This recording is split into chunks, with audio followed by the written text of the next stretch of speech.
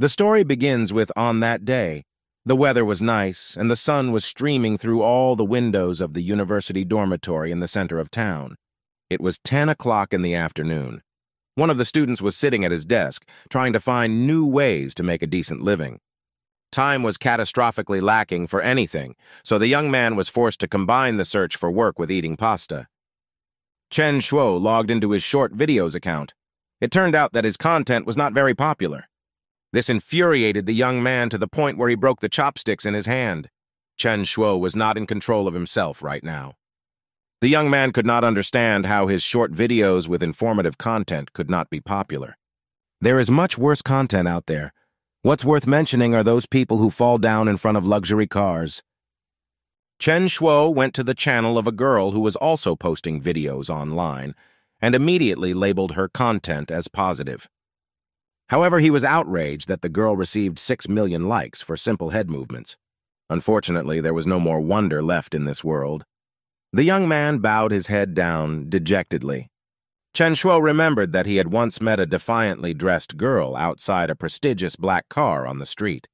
Then she told him that you don't have to be rich. You could just have a pretty face and that would be enough to feed you. Getting into the car, the blonde said she didn't regret her choice. Not that it was good, but she didn't feel poor. Chen Shuo recalled that conversation and shook the leftovers from the tin can into the wastebasket. It was time to think about real life. After all, in fact, in this world, everything is decided only by money, and feelings are only for the rich who can afford everything.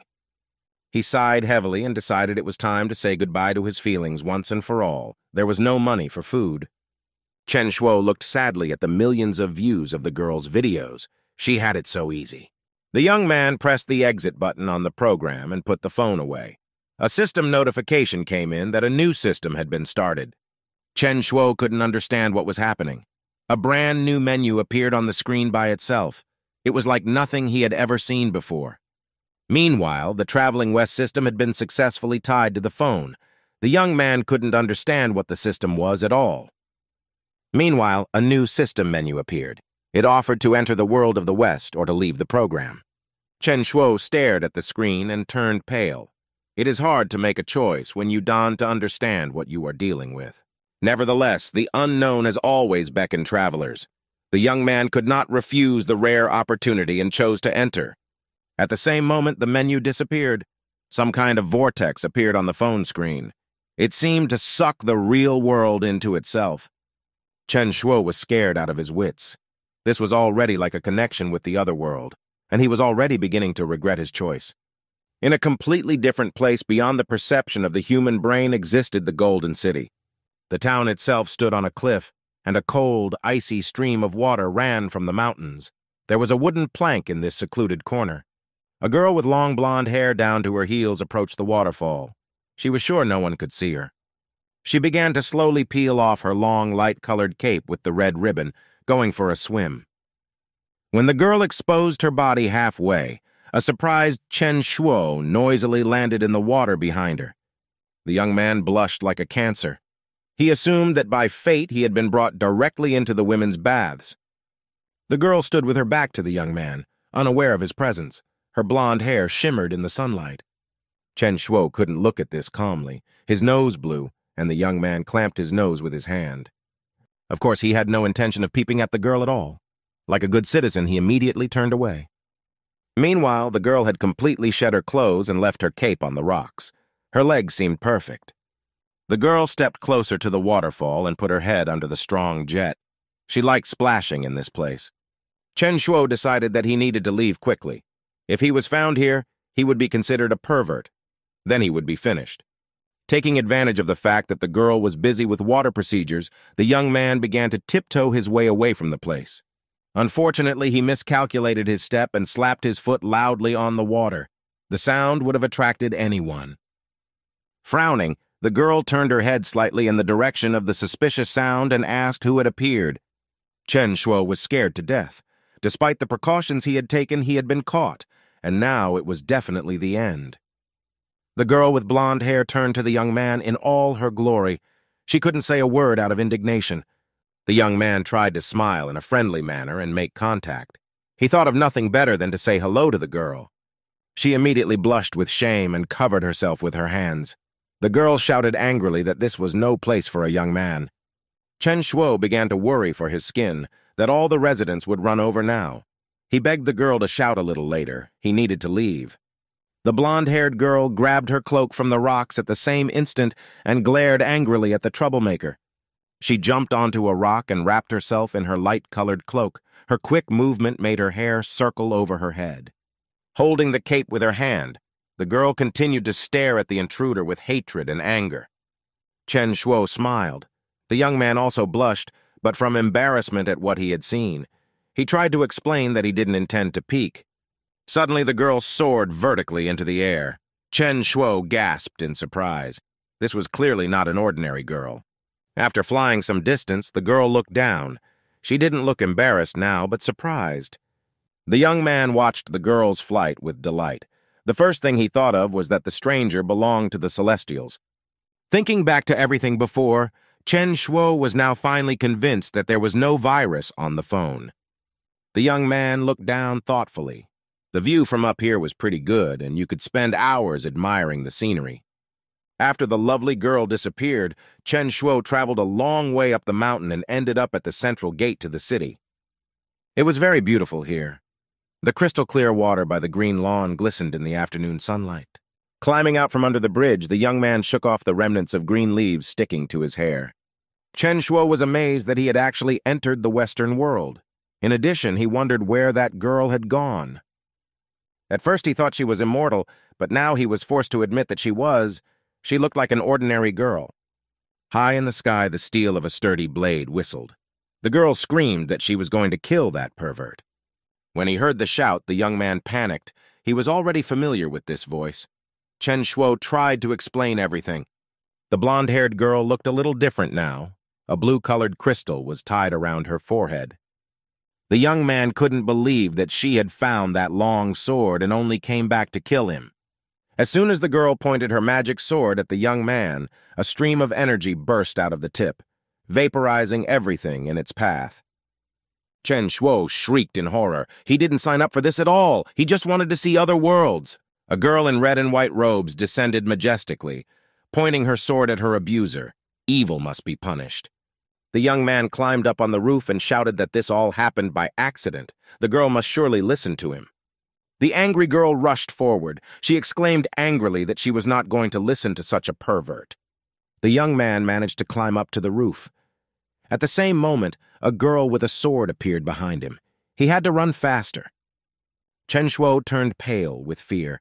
If his argument seemed unconvincing, he would simply be stabbed with a sword, and then it would definitely be the end. The girl came closer and closer. She had already drawn her sword over the young man. Chen Shuo fearfully asked his sister to calm down. The blonde-haired girl frowned at him as she continued to clutch the hilt of her sword. Her hands did not tremble at all. The young man turned his attention to it and fearfully squealed that he could explain everything. It had happened by accident. The girl unwaveringly swung her sword over his head. Chen Shuo shouted that she should stop and not ruin his life. The girl frowned. For a moment she wondered what the pervert had to say for himself. Chen Shuo wailed that he had just woken up in the place where she was bathing and could see absolutely nothing because of the fog. All arguments were over, and the young man exclaimed that to kill him for nothing would simply be an unreasonable act. The girl angrily informed him that it was all nonsense. A royal harem was staying in that bathhouse, and he had nothing to do with it. Chen Shuo only now began to realize how seriously he was in trouble. He could only dream of seeing the queen. The young man turned white with fear. In a timid voice, he suggested that she was the queen. The girl gave him a scornful look. Her eyes burned with a rosy light. Chen Shuo couldn't believe that right after arriving in the Western world, he had seen the naked body of the queen herself. The only thing that was clear was that the Empress could levitate. The young man couldn't afford to waste time on her. The Empress invited the young man to introduce himself. After all, the young man had already realized who stood before him. Chen Shuo suddenly pointed a finger upwards behind her back and exclaimed, Sun Wukong himself appeared there. The Empress turned around incredulously and interrogated whether the Di young man was referring to the monkey king named Sun Wukun. She absent-mindedly turned back and said in surprise that there was no one in that direction. The young man had imagined something. Suddenly, the girl realized everything. It was a dastardly deception, and the liar had succeeded in keeping her vigilant. As soon as the Empress turned aside, the young man instantly began to run away. She could only see his back. Crimson with anger, the girl screamed, cursing the young man that no one had the right to deceive the Empress. She glided silently through the air after him, swearing she would take his life for invading her life. Running down the colonnade and reaching the very end, Chen Shuo realized with great regret that there was nowhere to hide. With a war cry, the Empress displayed her long sword and rushed towards her assailant. Nothing could save him. The young man regretted very bitterly that he knew nothing before visiting this world. He could have prepared better. Turns out he was successful in one of the tests, and the system provided a beginner's kit with useful features. The tendril cloud came in handy. When the girl was about to pierce it with her sword, it just whizzed past. The Empress stopped in surprise.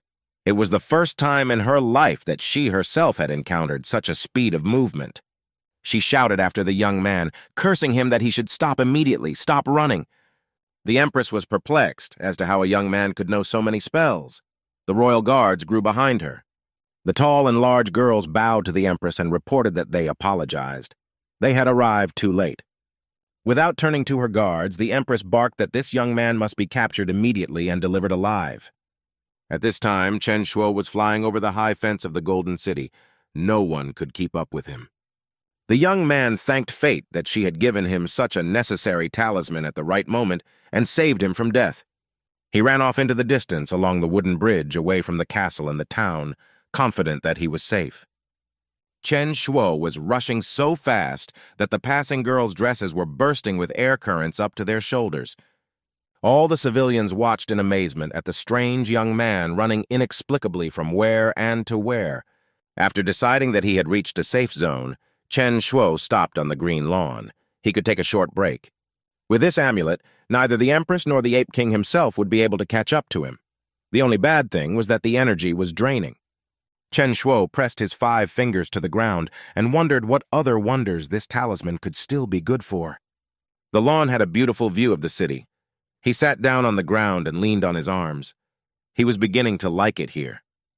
Everything seemed just fine. Chen Shuo lay down on the ground and put his hands under the back of his head. The day was simply marvelous. Suddenly, my cell phone vibrated in my pocket. It was very strange. In the other world, a phone shouldn't ring.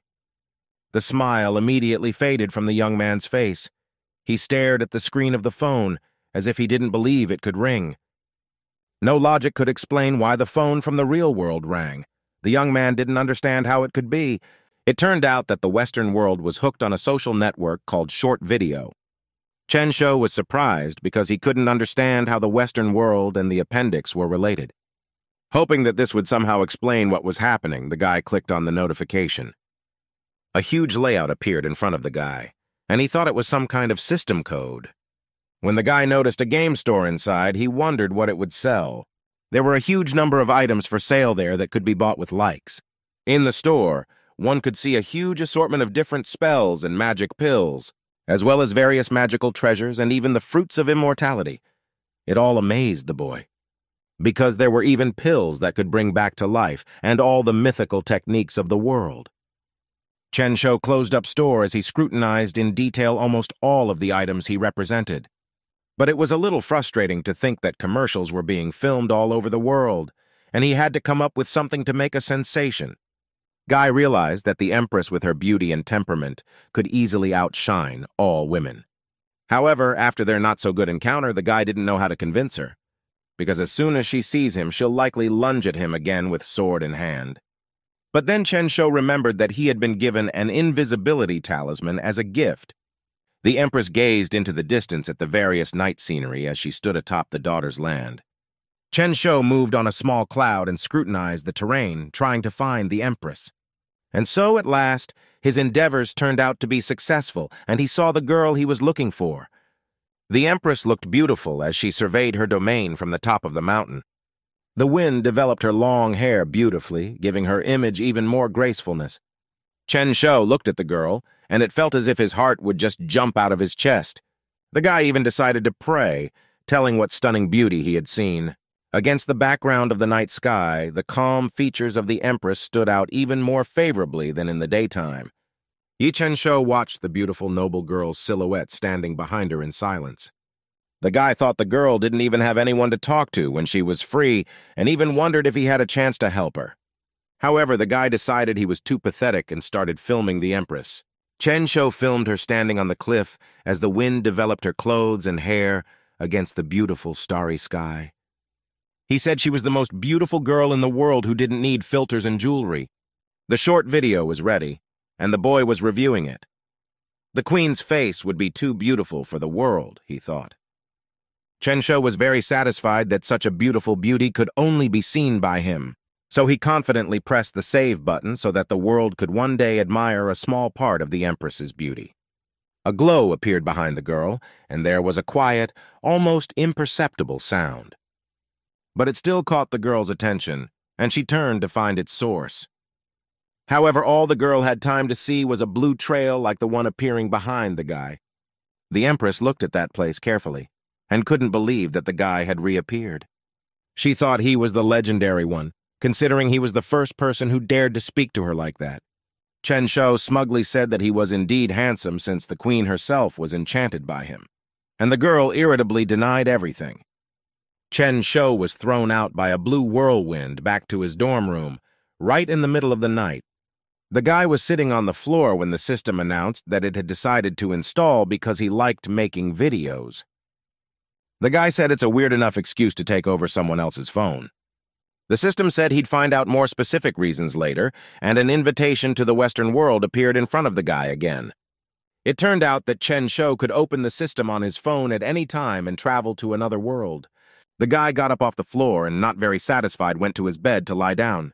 The light was only on in the guy's window, and the system was telling him that you could get into the other world for free by completing a mission. And if Chen-shou wants to get there without a goal, he'll have to spend 2 million likes and he'll still be given the assignment. And only when a guy reaches the 30th level would he be able to travel freely. Chen-shou looked at the video of the Empress and listened carefully to the system, so I made the decision to publish the video and gather likes. Seconds later, the deed was done, and the guy thought the video turned out great, even though the girl's face wasn't on it. Chen-shou left his phone on the bed, and he got up, stretched, and was about to go for a walk. The guy went out on his balcony and started watching the passers-by below. He was enjoying the fresh air. Chen-shou thought that although the queen had a cold and proud character, she was the most beautiful in the world. Suddenly, my phone vibrated on the bed, alerting me to new notifications. Chen-shou turned slightly at the sound and was slightly surprised, but went back to the room. It was pretty late, and the guy was sure no one would text him. He wondered what the alerts were about. When he took the phone in his hand and unlocked it, the silhouette of the Empress immediately appeared in front of him. And Chen-shou couldn't believe what he saw with his own eyes. He marveled at the sheer number of likes the video of the girl had managed to garner in such a short amount of time.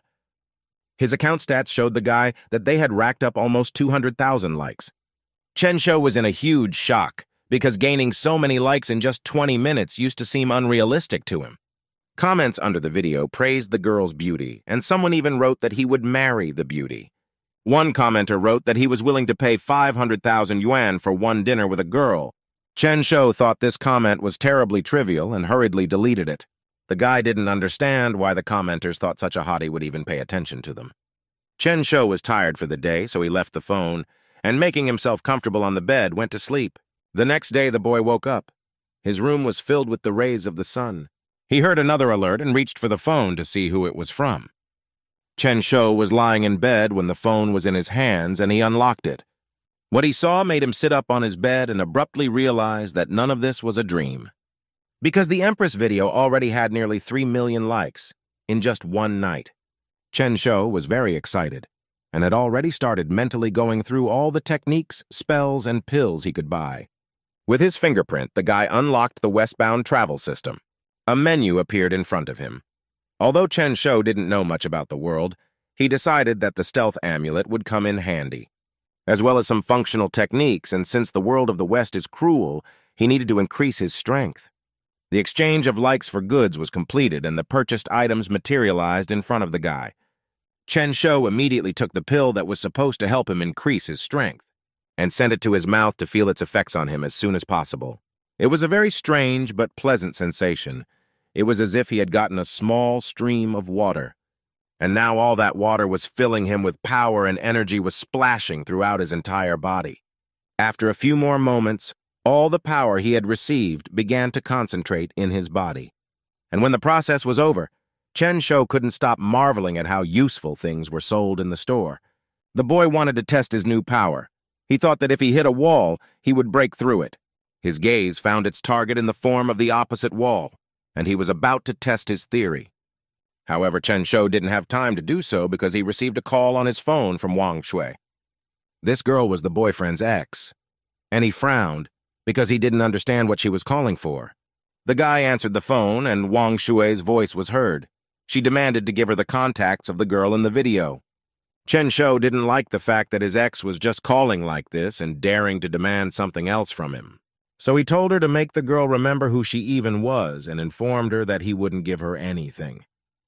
After that, the guy dropped the call without even waiting for an answer from the insolent interlocutor. He threw the phone on the bed and wondered who the girl thought she was, if she let herself do something like this. Wang Shui, on the other hand, sat on the big bed with her phone in her hands and couldn't understand how the guy dared to drop her call. Chen Shou exhaled, warding off all the negative emotions that this situation was causing in him, and walked toward the wall again with the clear intention of testing his new power after all. But he was interrupted again by an incoming call from Wang Shui, who was persistently calling him once more. Chen Shou turned around on the phone and, dissatisfied with this behavior of the girl, went to answer. He was angry and asked if the girl didn't realize that when a call is dropped, the conversation is over. Wang Shui started shouting into his phone for the guy not to think he was cool just because he managed to film that girl. The girl was very angry when she said that there were tons of guys in the world cooler than him, and that she could destroy him altogether. Chen Shou said that if she is so powerful, then let her take it and do it. And then Riley remembered that Wang Shui couldn't do that because he could only speak.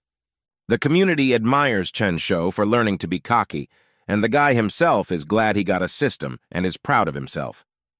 Wang Shui was simply torn apart with anger, but she couldn't even say anything back to him. Chen Shou told her that if the girl wanted to see him so badly, they could always see each other at night at the hotel. The guy then frowned and said that if that wasn't the purpose of her call, she might not call him again. However, Wang Shui asked the guy to wait and said that she wanted to discuss her boyfriend's business idea with him. Chen Shou realized that her boyfriend liked the Empress and wanted her contacts. His ex said their company liked the girl and they wanted to sign her. Wang Shui sweetly promised the guy that she would pay him 50,000 yuan for these contacts. Chen Shou realized that the girl thought he was stupid for thinking that he would agree for 50,000. He remembered how last night one of the commentators had been willing to give 500,000 just for dinner.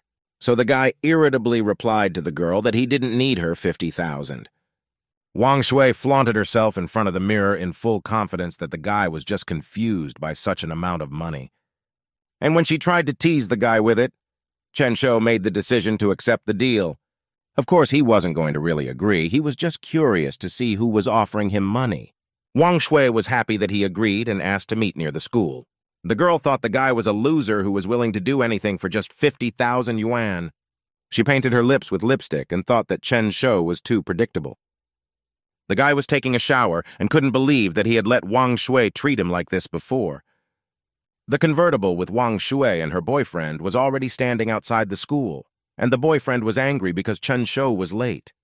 The girl tried to calm the guy down and asked him not to be so nervous. Wang Shui said that Chen Shou was just afraid to date him and asked her to give the guy time. The guy looked at the girl and smirked at her like he was up to something not pleasant. He grabbed Wang Shui's head and started to bend her over while ordering her to help him with something. The girl's cheeks flushed, and she felt unsure of herself in such a vulnerable position. Just at this moment, Chen Shou appeared and was able to observe what was happening. Wang Shui saw him and told her boyfriend that he had already arrived and needed to get down to the real business. The guy snorted unhappily and said he'd take pity on the girl today and ordered her to go. Wang Shui was angry at Chen Shou for being late. She felt that it was his fault that she had pissed off her boyfriend. The couple got out of the car and headed to meet Chen Shou to get contacts from him. Chen Shou watched the couple as they walked towards him. He stood in a confident and relaxed posture. Wang Shui's new boyfriend acted very arrogant when he asked if the guy was Chen Shou. Chen Shou himself calmly met his gaze and asked him who he was, maintaining the tension between them. Wang Shui said that the guy's name is Liu Zhan, and he is the one who wants to sign a contract with that girl. Liu Zhan forcefully placed his hand on the buttock of the girl beside him and squeezed it. Wang Shui felt uncomfortable with the guy acting like this with her, but she didn't say anything. Liu Zhan continued to look down on the guy and confirmed his girlfriend's words. Chen Shou watched this entire performance carefully and then unimpressedly clapped at the couple. He kept clapping and said that these two are very well suited for each other. Liu Zhan was very pleased with this reaction and even said that the guy wasn't that stupid. Watching them, Chen Shou realized that she could only talk and her boyfriend was only capable of showing off. Liu Zhan reached into the pocket of his expensive suit to start the conversation that caused them to be here. A card appeared in his hands and he said there was money on it and the password for it was 6 zeros. Liu Zhan walked closer to the guy and put his hand on his shoulder. He said that he would give him the map in exchange for contacts, and drove that map right in front of Chen Shou's nose, as if the guy was a dog and the map was his bone. Then Liu Zhan pushed the card away from the stranger's face and smugly asked the guy, "Don't worry." He asked Chen Shou, was the guy really going to take such a large sum of money without showing courtesy? Chen Shou pretended as if he hadn't thought about it at all until now, and tried to look worried. After which he bowed slightly to the guy and put his hands forward, apologizing for making such an oversight. Wang Shui, who was observing this picture, laughed and called Chen Shou a pathetic dog. Liu Zhan was pleased with this reaction. He called the guy an obedient fry and threw the card into his hands. Afterward, he arrogantly dissipated and said that the guy looked a lot like his dog. This whole situation annoyed and angered Chen Shou, so he was very happy to put an end to it. The guy lightly cracked the card he was holding in his hands. He stared smugly at the couple. Liu Zhan immediately grew dark and angry as he watched Chen Shou's behavior. The smile had also disappeared from Wang Shui's face, and she thought that the guy was just tired of living. But Chen Shou himself pretended as if nothing of the sort had happened. He wiped his hand and said that he had touched something dirty. Liu Zhan started to approach the guy. He was angry and asked how the guy dared to provoke him. He grabbed him by the collar of his clothes, pulling him to ask if the guy was getting into trouble. But before he could finish speaking, Liu Zhan had already received a punch in the face. The impact was so hard that the guy flew off to the side of his convertible. Wang Shui watched in horror as her boyfriend fell to the ground from the impact. Liu Zhan held his cheek and shouted at the guy how dare he hit him, knowing who his father was. Chen Shou was angry and said that he didn't care at all about who Liu Zhan's father was. Chen Shou grabbed the guy by the collar of his clothes and beat him while the girl shook with fear and just watched. The other disciples began to pay attention to the commotion and recognized Chen Shou. Chen Shou kneaded his fists and asked Liu Zhan, remembering this day well. Liu Zhan's face was full of abrasions, and he was very angry that such a guy dared to beat him up. The beaten guy abruptly stood up and threw himself at Chen Shou, intending to mutilate the guy to get revenge. Chen Shou narrowed his eyes as he watched the guy. He thought that Liu Zhan himself was asking for a continuation, so he kicked the guy in the stomach to keep him from getting too close. Liu Zhan flew back to the road, falling to the ground not far from his car. Chen Shou towered over the guy and told him that he was just a terrible weakling, and accompanied by surprised looks, he started to walk away. The last thing he said was that they hadn't even had time to start a fight. Wang Shui ran up to the battered guy and called out to him, gently holding him up. Chen Shou turned slightly as he regarded the couple and threw to them that they were just trash in this world. After that, he started to walk away, and people around him were discussing what a brave and cool guy he was. Wang Shui left her boyfriend behind and shouted to Chen Shou in her wake that he would be finished very soon. But the guy wasn't intimidated by that. He smiled broadly at the girl and said he would look forward to it. The girl couldn't figure out when he stopped being the coward and subservient man she'd been dating. She went back to Liu Zhan and began to gently lift him up, holding him by the neck. Wang Shui asked if the guy was okay. She thought that if something happened to him, she would be finished. She threw his arm around her shoulders and led him to the car, still asking if everything was all right. But Liu Zhan became furious and said that the girl was annoying him and ordered him to call an ambulance. The battered Liu Zhan was very angry with Chen Shou, so he promised himself that the guy would pay for it. Chen Shou really liked how he spent this day, and he didn't regret anything. Chen Shou had already returned to the dormitory and was humming some tune when a notification unexpectedly arrived on his phone. It was the mom. She wrote that his father was hospitalized in serious condition, and the kid rushed to call her. The boy was very worried, and when his mom picked up the phone, he started screaming, asking what happened to his dad. His mother sat all alone in the hospital lobby and was also very worried about the condition of the dear man. She was crying and said that the man had lost consciousness due to illness and was now in a coma for 24 hours. Chen Shou was very worried, but he told his mom not to worry and he would figure out how to help them. His mom was desperate because they needed very expensive imported medicines. The guy asked his mom not to think about it and to take care of his dad, and he would deal with it. His mom calmed down a bit, and the guy asked her not to overwork herself and to take care of herself. Chen Shou turned on the system's menu to see if it could help him in any way. The first thing the guy decided to do was to try to find some medication that could help his father. But it was very frustrating for him to realize that he had a huge number of limitations. He only had a small, round, black Juyan pill and exhaled heavily. Chen Shou had a brilliant idea because he could just sell this pill to rich stars and get the amount of money he needed. But all his enthusiasm passed very quickly when he realized that there was a certain amount of difficulty in the plan. The guy realized in a panic that he didn't have any contacts of rich stars and places to take them to. Chen Shou was trying to think of more options and was considering selling the pill on the black market when the phone rang. His phone screen showed that the call was from his mother, and the guy got really nervous. He swallowed hard and mentally hoped his mom wasn't telling him the bad news. Chen Shou picked up the phone, but his entire body was trembling from overexertion and fear. Mom was surprisingly very happy and asked, thanking Miss He who had helped them so much.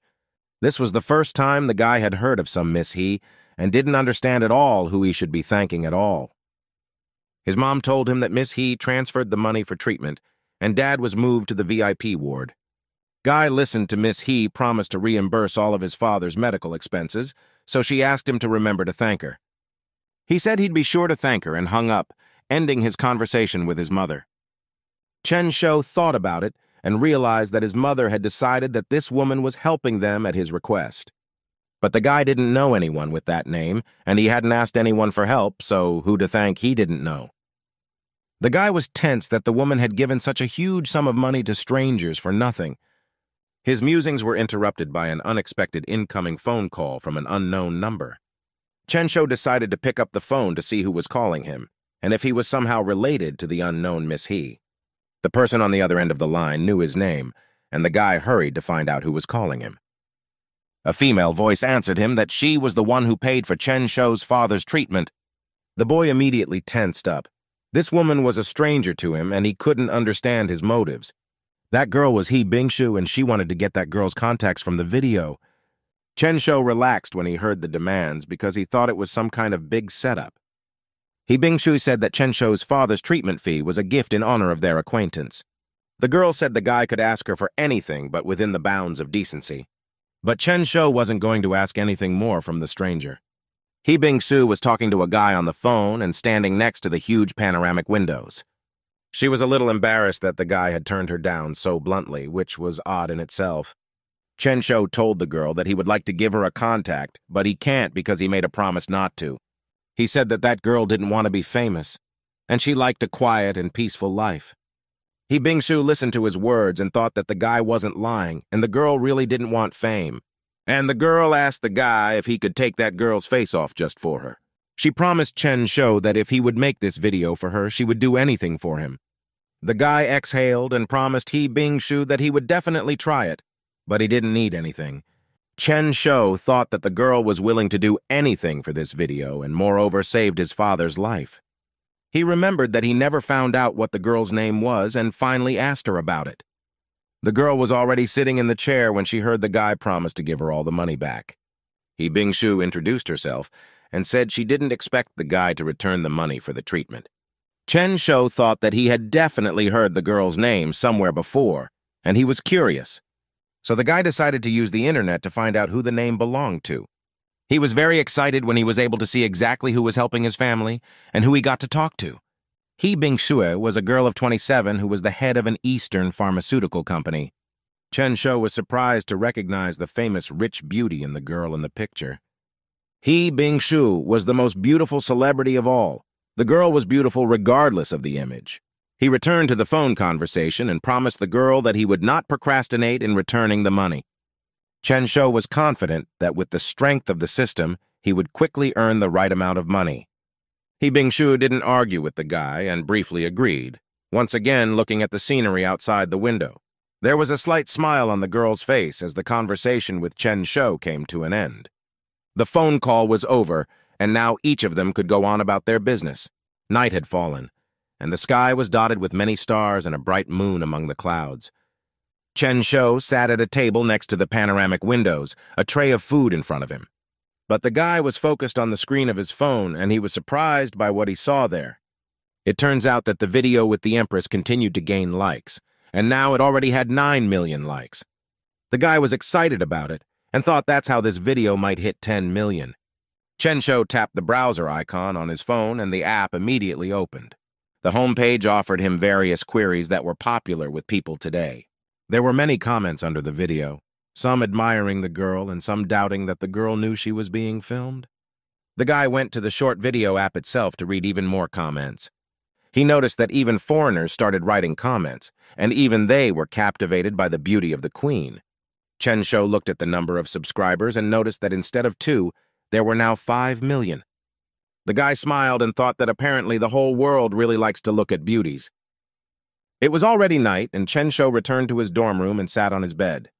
He sat on his phone and decided he needed to find out what pills he could buy at the store. In order to find out this information, he had to turn on the system and open the store. Guy opened the menu in front of him, where he found the right pill and could see its cost and effect. One pill was only worth 50,000 likes, and the guy hit the share button. Since he already had over 9 million likes, it was no problem for him to buy his pills. Chen Shou didn't know what would happen if he ate 5 pieces at once, because there were no instructions for ingestion. But since he needed to increase his strength, the guy decided to do an experiment. He ate the first pill and felt the energy flow through his body just like the first time. After the second pill, he felt as if his body temperature had risen. Chen Shou looked at the 3 pills in his hand and pondered what would happen to him if he, overflowing with power, ate them. And deciding that if he ate it, he could defeat 5 people at once with one blow, he popped the pills into his mouth. Chen Shou began to feel even stronger, as if the strength didn't fit in his body. And the guy clearly felt as if his body would just explode from that amount of power. And something very similar to a massive explosion did happen to Chen Shou. The overabundance of blue light was so enormous that it illuminated the entire street through the window. After 10 minutes, the energy slowly settled in the guy's body, and he was able to exhale in relief. Chen Shou was congratulated for reaching the base level, and he was surprised that there was also a cultivation level in the system. The guy thought it would be nice to find more level-up pills at the store. He plunged into dreams in which he could easily break further down the level. But the system frustrated him when it told him that he needed to practice techniques to further increase. He was given a new assignment. Chen Shou had to visit the moon goddess, make a good impression, and ask for a photo. For this assignment, he was promised a good reward and was allowed to choose when the assignment started. The guy was excited about the task, but it was a difficult one because Chanye was not just a queen, but a deity. And if the queen was strong, it was hard to imagine what the moon goddess would be like. Chen Shou thought that since she was the mistress of the moonlight addicts, she should be simply incredibly strong. The guy didn't know what to do with this assignment and turned to the phone for help. He opened his browser and typed in the query, "How does a guy like a girl?" and clicked search. Chen Shou wanted to be less brazen and get ready. The internet was saying that girls should buy various gifts. The guy wondered if he hadn't given Wang Shui enough gifts, and then decided that there was no pleasing the girl. But his target was the moon goddess, and she was hardly the same as any girl. Chen Shou imagined the system would send him to the peach orchard after this task. He dreamed of settling down with the divine elders and eating the fruits of life. And at that moment, there was a knock on Chen Shou's door, snapping the guy out of his pleasant fantasies. The guy was annoyed and questioned who decided to knock on his door so late. Chen Shou got up from the bed and walked to the door, after which the guy looked out into the corridor and asked who had come. He saw a serious-looking woman, and behind her stood a worried-looking guy. The woman was the orderly of the dormitory. Chen Shou felt awkward and hesitantly asked what brought the guests at such a late hour. However, the woman didn't bother to answer him. She simply pushed him away and went into the room. Chen Shou then turned to the guy who came with her and asked why the woman was searching his room. It turned out that the guy was coming to yell, but since Chen Shou didn't answer, he had to call the commandant. The woman finished her inspection and asked the guy to follow safety precautions and not to use prohibited electrical equipment. Chen Shou promised to follow all the rules and finally closed the door, seeing off the unexpected guests. The boy exhaled heavily and realized that improving in the dormitory was not something he should be doing. The system showed that a guy could use the system room for 1 million likes per day and cultivate there. 1 day in the real world was equal to 10 days in the training hall. Cultivation could start immediately after entering the hall. Chen Shou felt that 10 days was too short, and the guy decided to increase it to 100. However, in such a case, the price for a day's stay in the training room increased to 1 million likes. The guy put the settings back because spending that many likes now would be a waste. Chen Shou realized that he needed to spend more time making videos and gaining more likes. Suddenly, he remembered how he had accidentally peeped at the Empress while she was in the bath, and sadly thought about the fact that it had been a long time since they had met the girl after all those events. Chen Shou moved into the system world again. He was not far from the palace of the Queen Palace of the Dev country. This time, the guy was dressed in clothes appropriate for the area and covered his face with a cloth. Even though he looked unmasculine in those clothes, this way he wouldn't be recognized or caught. While the boy was thinking about this, his attention was drawn to a conversation between 2 girls nearby. They discussed how no doctor had ever been able to cure the queen, or at least diagnose her correctly. Chen Shou was separated from the girls by bushes. He was surprised when he heard that the queen was sick. Guy asked the system if it could find out what the queen was sick with, but that was only possible if there were symptoms. The girl said that the queen would only vomit at the smell of food and vomit while eating. She could only eat ginseng soup. Chen Shou listened carefully to the symptoms of the queen's illness and thought that they fit anorexia. The guy decided to come out of his hiding place and called out to the girls he had been eavesdropping on for some time now. The girls were aggressive, but Chen Shou spoke in a high-pitched voice, saying that she was a doctor and had come to give Her Majesty a checkup. The guy felt a little uneasy as the girls began to approach him. They scrutinized Chen Shou from all sides and probed his clothes. The boy was ticklish, but he made sure the girls didn't suspect a thing and led him to the queen. After such a thorough inspection, the girls relaxed a bit and asked Chen Shou to follow them. They led him to the chamber where the queen's bedroom was and led him down a spacious corridor. There, the lad learned that the queen's aversion to food had appeared about half a month ago. Chen Shou tensed up when he realized that was how long they hadn't seen each other, which meant that it had all started after his first visit. The guy even thought that the girl might have been pining for him and lost her appetite because of it. The girl who was guarding the bedroom was talking to the girls about the medicine the queen was drinking. The girls were all discussing that despite taking medication, the queen was not getting better. They were very gloomy because they thought that no physician could cure the empress. But Chen Shou was confident that he would be able to help the queen, so he shouted that he could cure her. And everything would have been fine, but the guy forgot to change his voice and everyone realized he was a man.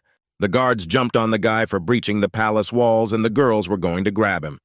Chen Shou realized that he had made a mistake and tried to remind everyone that the queen's treatment should come first.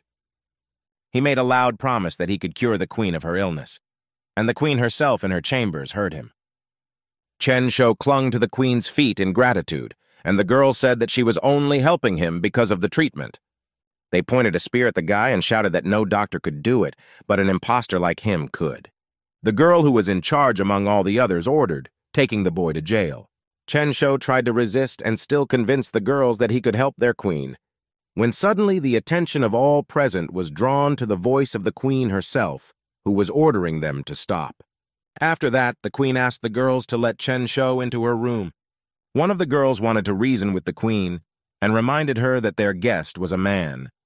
But the empress did not want to hear anything and asked not to be forced to repeat herself. And the girls were forced to obey their queen's order and let the guy inside.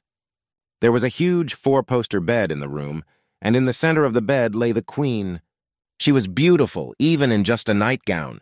Her beautiful image was not marred by her poor health. Chen Shou even froze for a second, contemplating the beautiful image of the queens in front of him.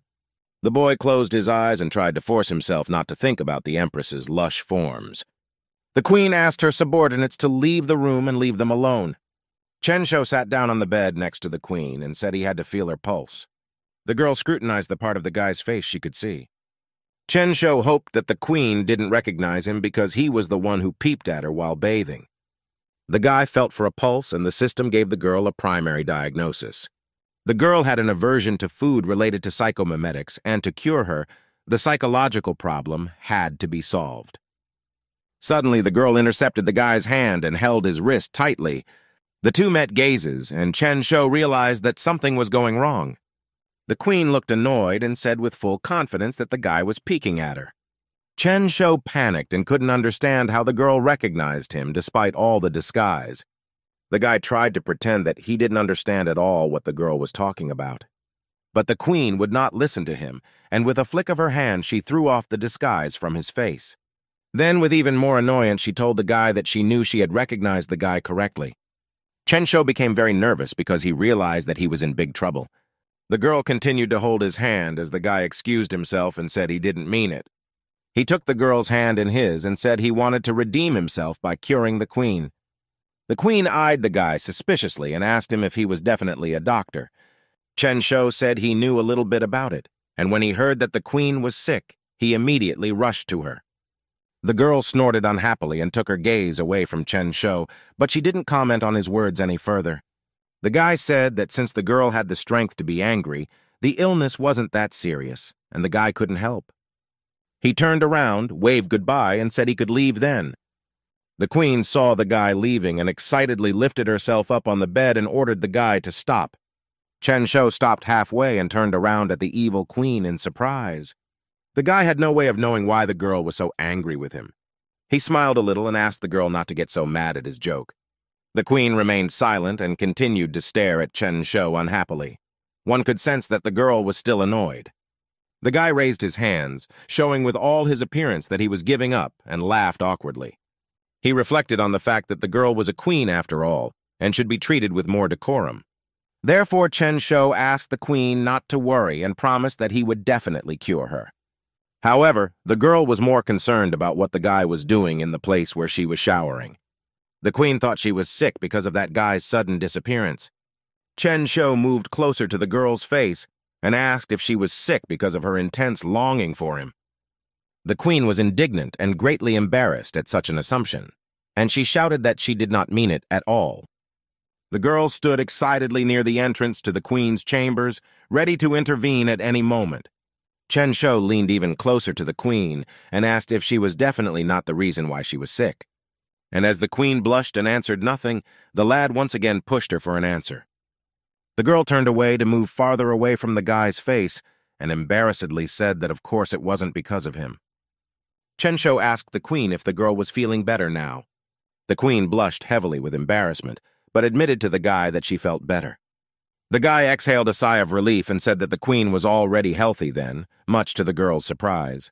And then she jumped up on the spot and started yelling that he was the reason everything happened in the first place. Chen Shou managed to intercept the girl's hand before she hit him and asked if she wanted to get back at him. The queen felt very awkward and embarrassed in front of the guy and tried to cover it up with anger. The girl wanted to get up, but she couldn't keep her balance and started falling right into the guy's arms. Chen Shou watched the girl fall right on top of him and held her hand. The girl's breasts pressed against the guy, and he thought the girl had very soft and nice skin. The queen noticed where Chen Shou's gaze was falling and hurriedly moved further away from him. From the girl's sudden movements, one of the straps of her nightie ripped and the fabric began to slide down. Chen Shou watched the queen's breasts bare and couldn't tear his gaze away.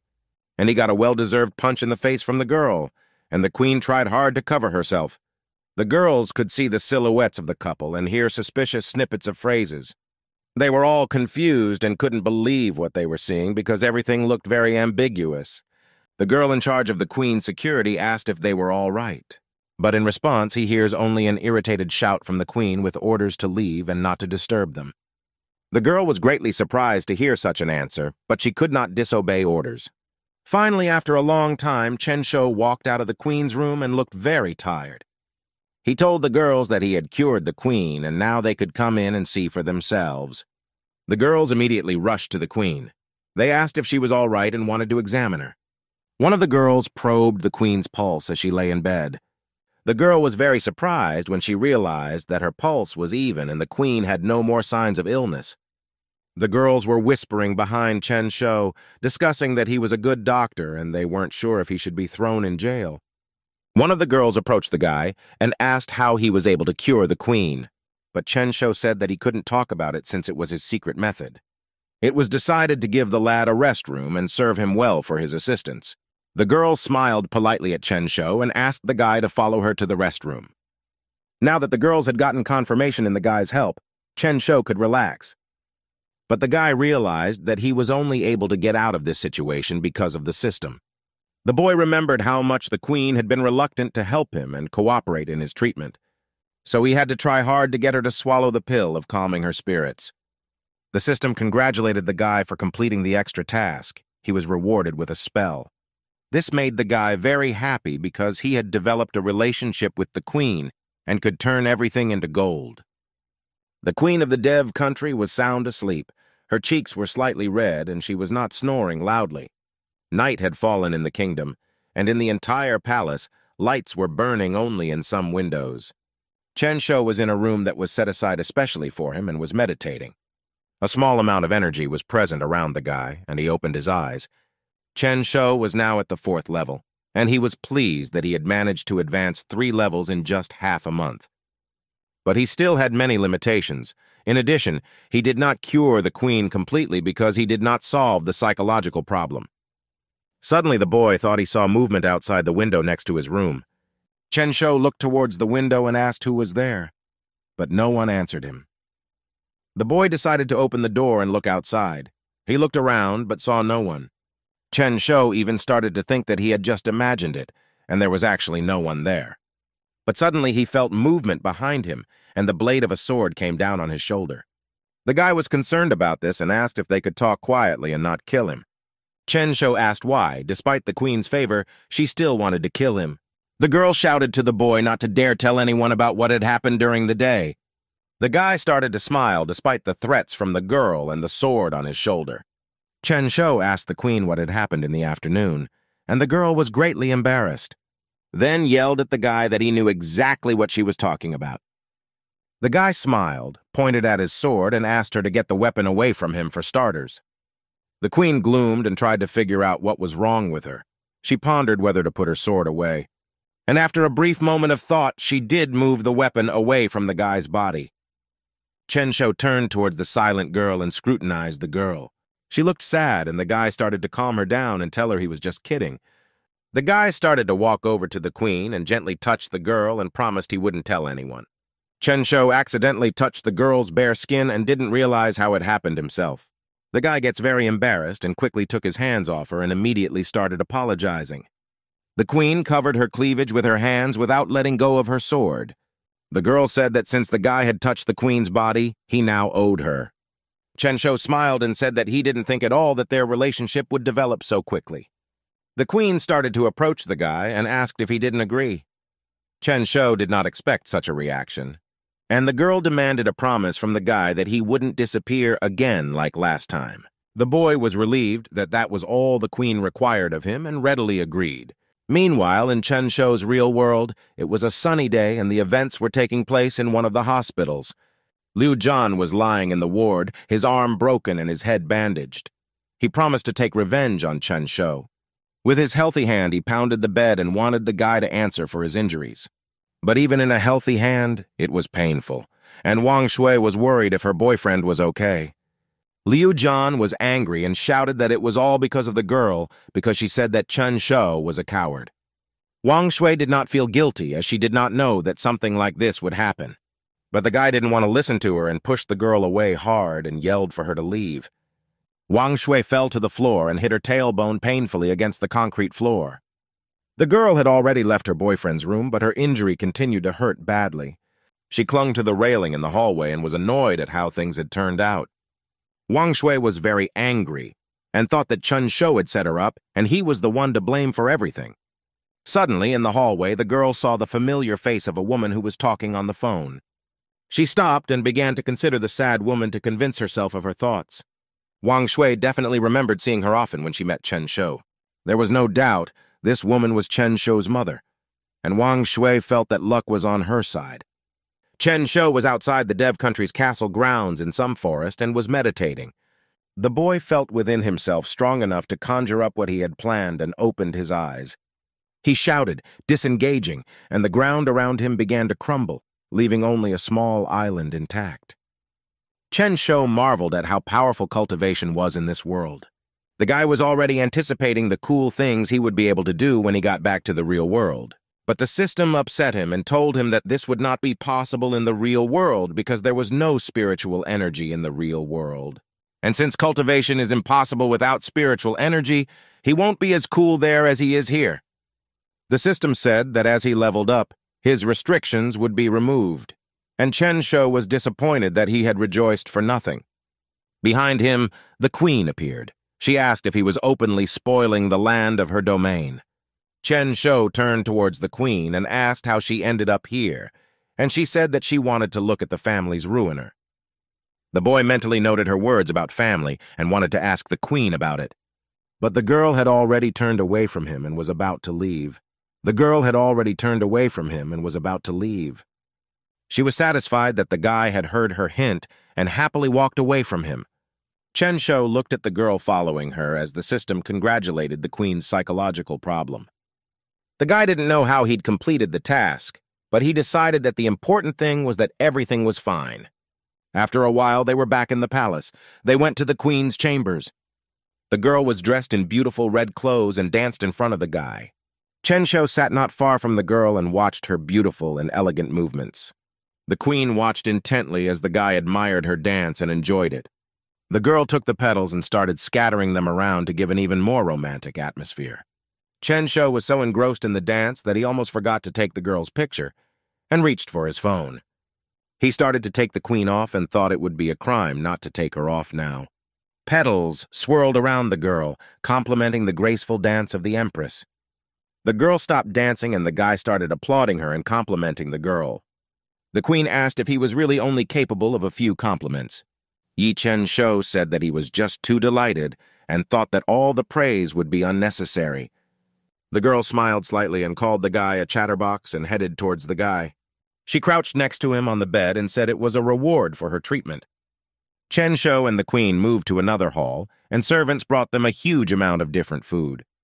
The queen regarded the lad, and the lad thought he really liked this friendly atmosphere. The phone in Chen Shou's pocket vibrated and caught the guy's attention. He pulled out his phone, taking his eyes off his food to look at the new notifications. Chen Shou looked at the notices and couldn't understand how this could even happen.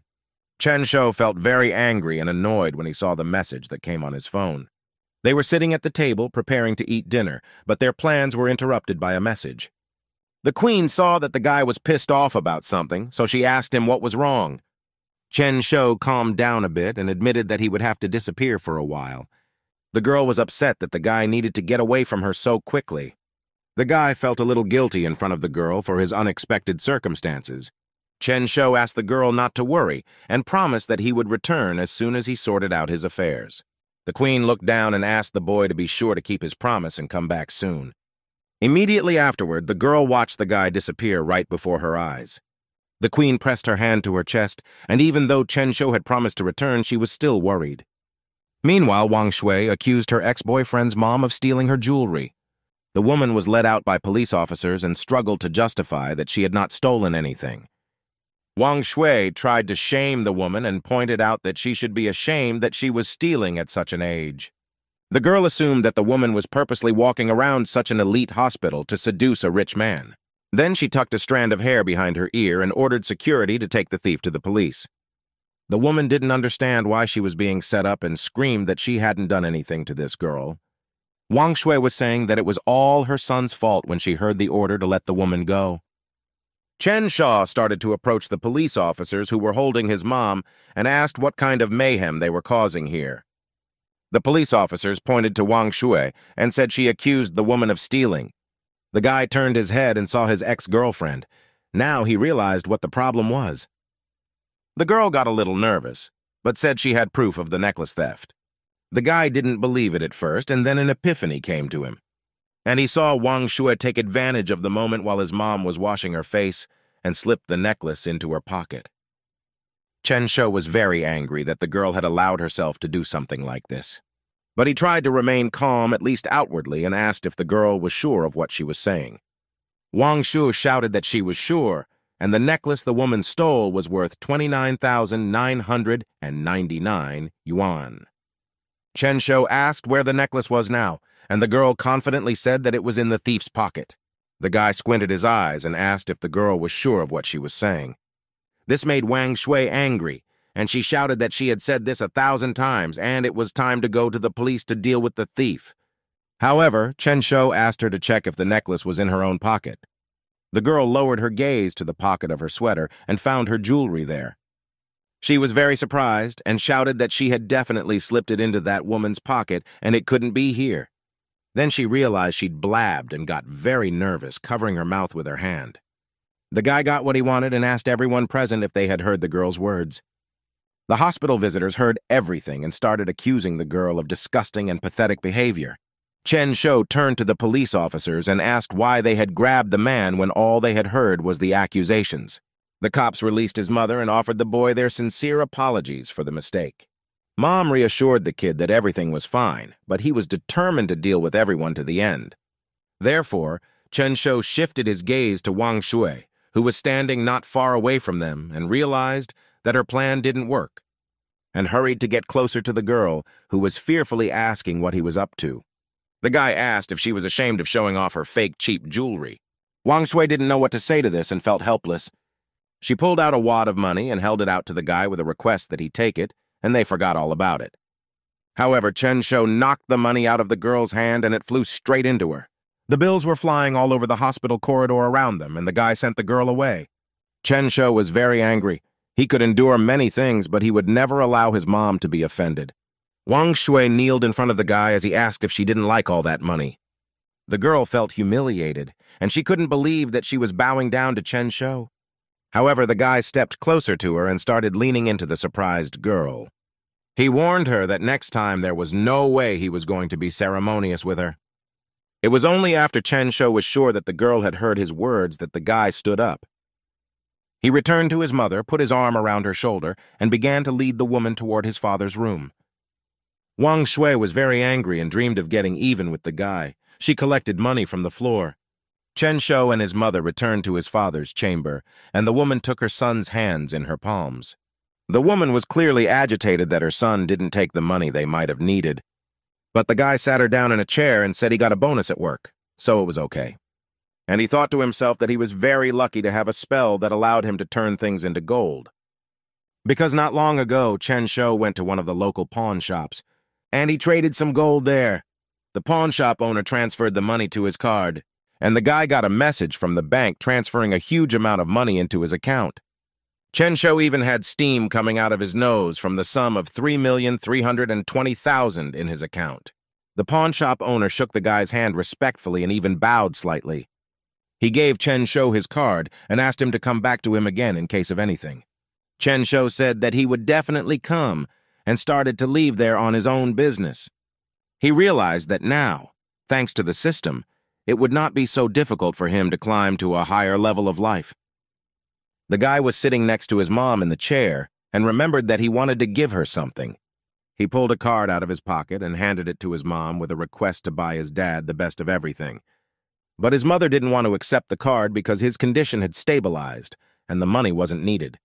The women felt that their son needed them more because he needed to get his life organized. Chen Shou really appreciated this kind of care from his mother, but wanted her to not need anything. So he got up from his chair and shoved the card into his mother's hands, assuring her that he had money and his parents could use the funds. His mom couldn't resist that kind of pressure, so she exhaled and admitted defeat. Chen Shou once again asked his mother to take good care of his father. The guy was walking down the street, carrying many packages while the system reminded him of his assignment with the moon goddess. Then he remembered that it was very important for him to gain the favor of the goddess. The guy put the boxes on the floor for a little break right in the middle of the street. He thought that even though his cultivation level was at the peak of the base level, lugging around so many things was still hard. Chen-Shou remembered the system and asked if they had some sort of storage ring in the store. The system showed him an entry-level vault ring that was worth 500,000 likes. Chen-Shou made a decision to purchase it and pressed the exchange button, after which a ring appeared in front of him. He closed his eyes to make it easier to focus and use the ring for its intended purpose. After that, a light appeared around him, enveloping the ring and all of his purchases. All the energy that surrounded him went straight into the ring, and all the stuff disappeared. And then it started to look like a regular ring and fell right into his hand. The guy put it in his pocket, and now he could relax because it was much more comfortable. He reached into one of the pockets of his jeans and pulled out his cell phone from there. The system was asking him if the guy wanted to go to the moonlit halls right now. Chen-Shou was just about to do so, so he chose the option of answering yes. And after that, he immediately started disappearing from the real world, scaring a cat nearby. Thus, the guy's body went from this world straight to the moonlit halls. Right within the moon goddess domain, a small oval portal appeared, which was illuminated with a blue light. And a second after he appeared, Chen-Shou was thrown out of there straight to the ground. The guy got angry and asked if it was impossible not to just throw him out. The system said it had done everything it could, and all the guy had to do was wipe his bruises. When he turned around, he saw a huge building, and he thought it was the moonlit halls. The boy realized that he was about to see the moon goddess herself. He was very curious to know what she looked like. Chen-Shou imagined her as a cute and sophisticated tall girl in the moonlight. The girl's hair was braided into a strange but lovely style, and the ribbons that held her hair up were developing beautifully in the wind. In her hands, the girl had a rabbit who had a birthday today, and she was going to give him a present. Chen-Shou saw the dark silhouette of a girl approaching him from the side of that huge building. He got a little worried and began to scrutinize the moon goddess, marveling at what he saw. The girl had long purple hair, her clothes were also in blue and purple colors, and she had a rabbit in her arms. Chen-Shou's eyes glistened with excitement when he found out what the legendary moon goddess actually looked like. Chen-Shou looked at the moon goddess in front of him, as if mesmerized and confused. The girl noticed the guy and stopped.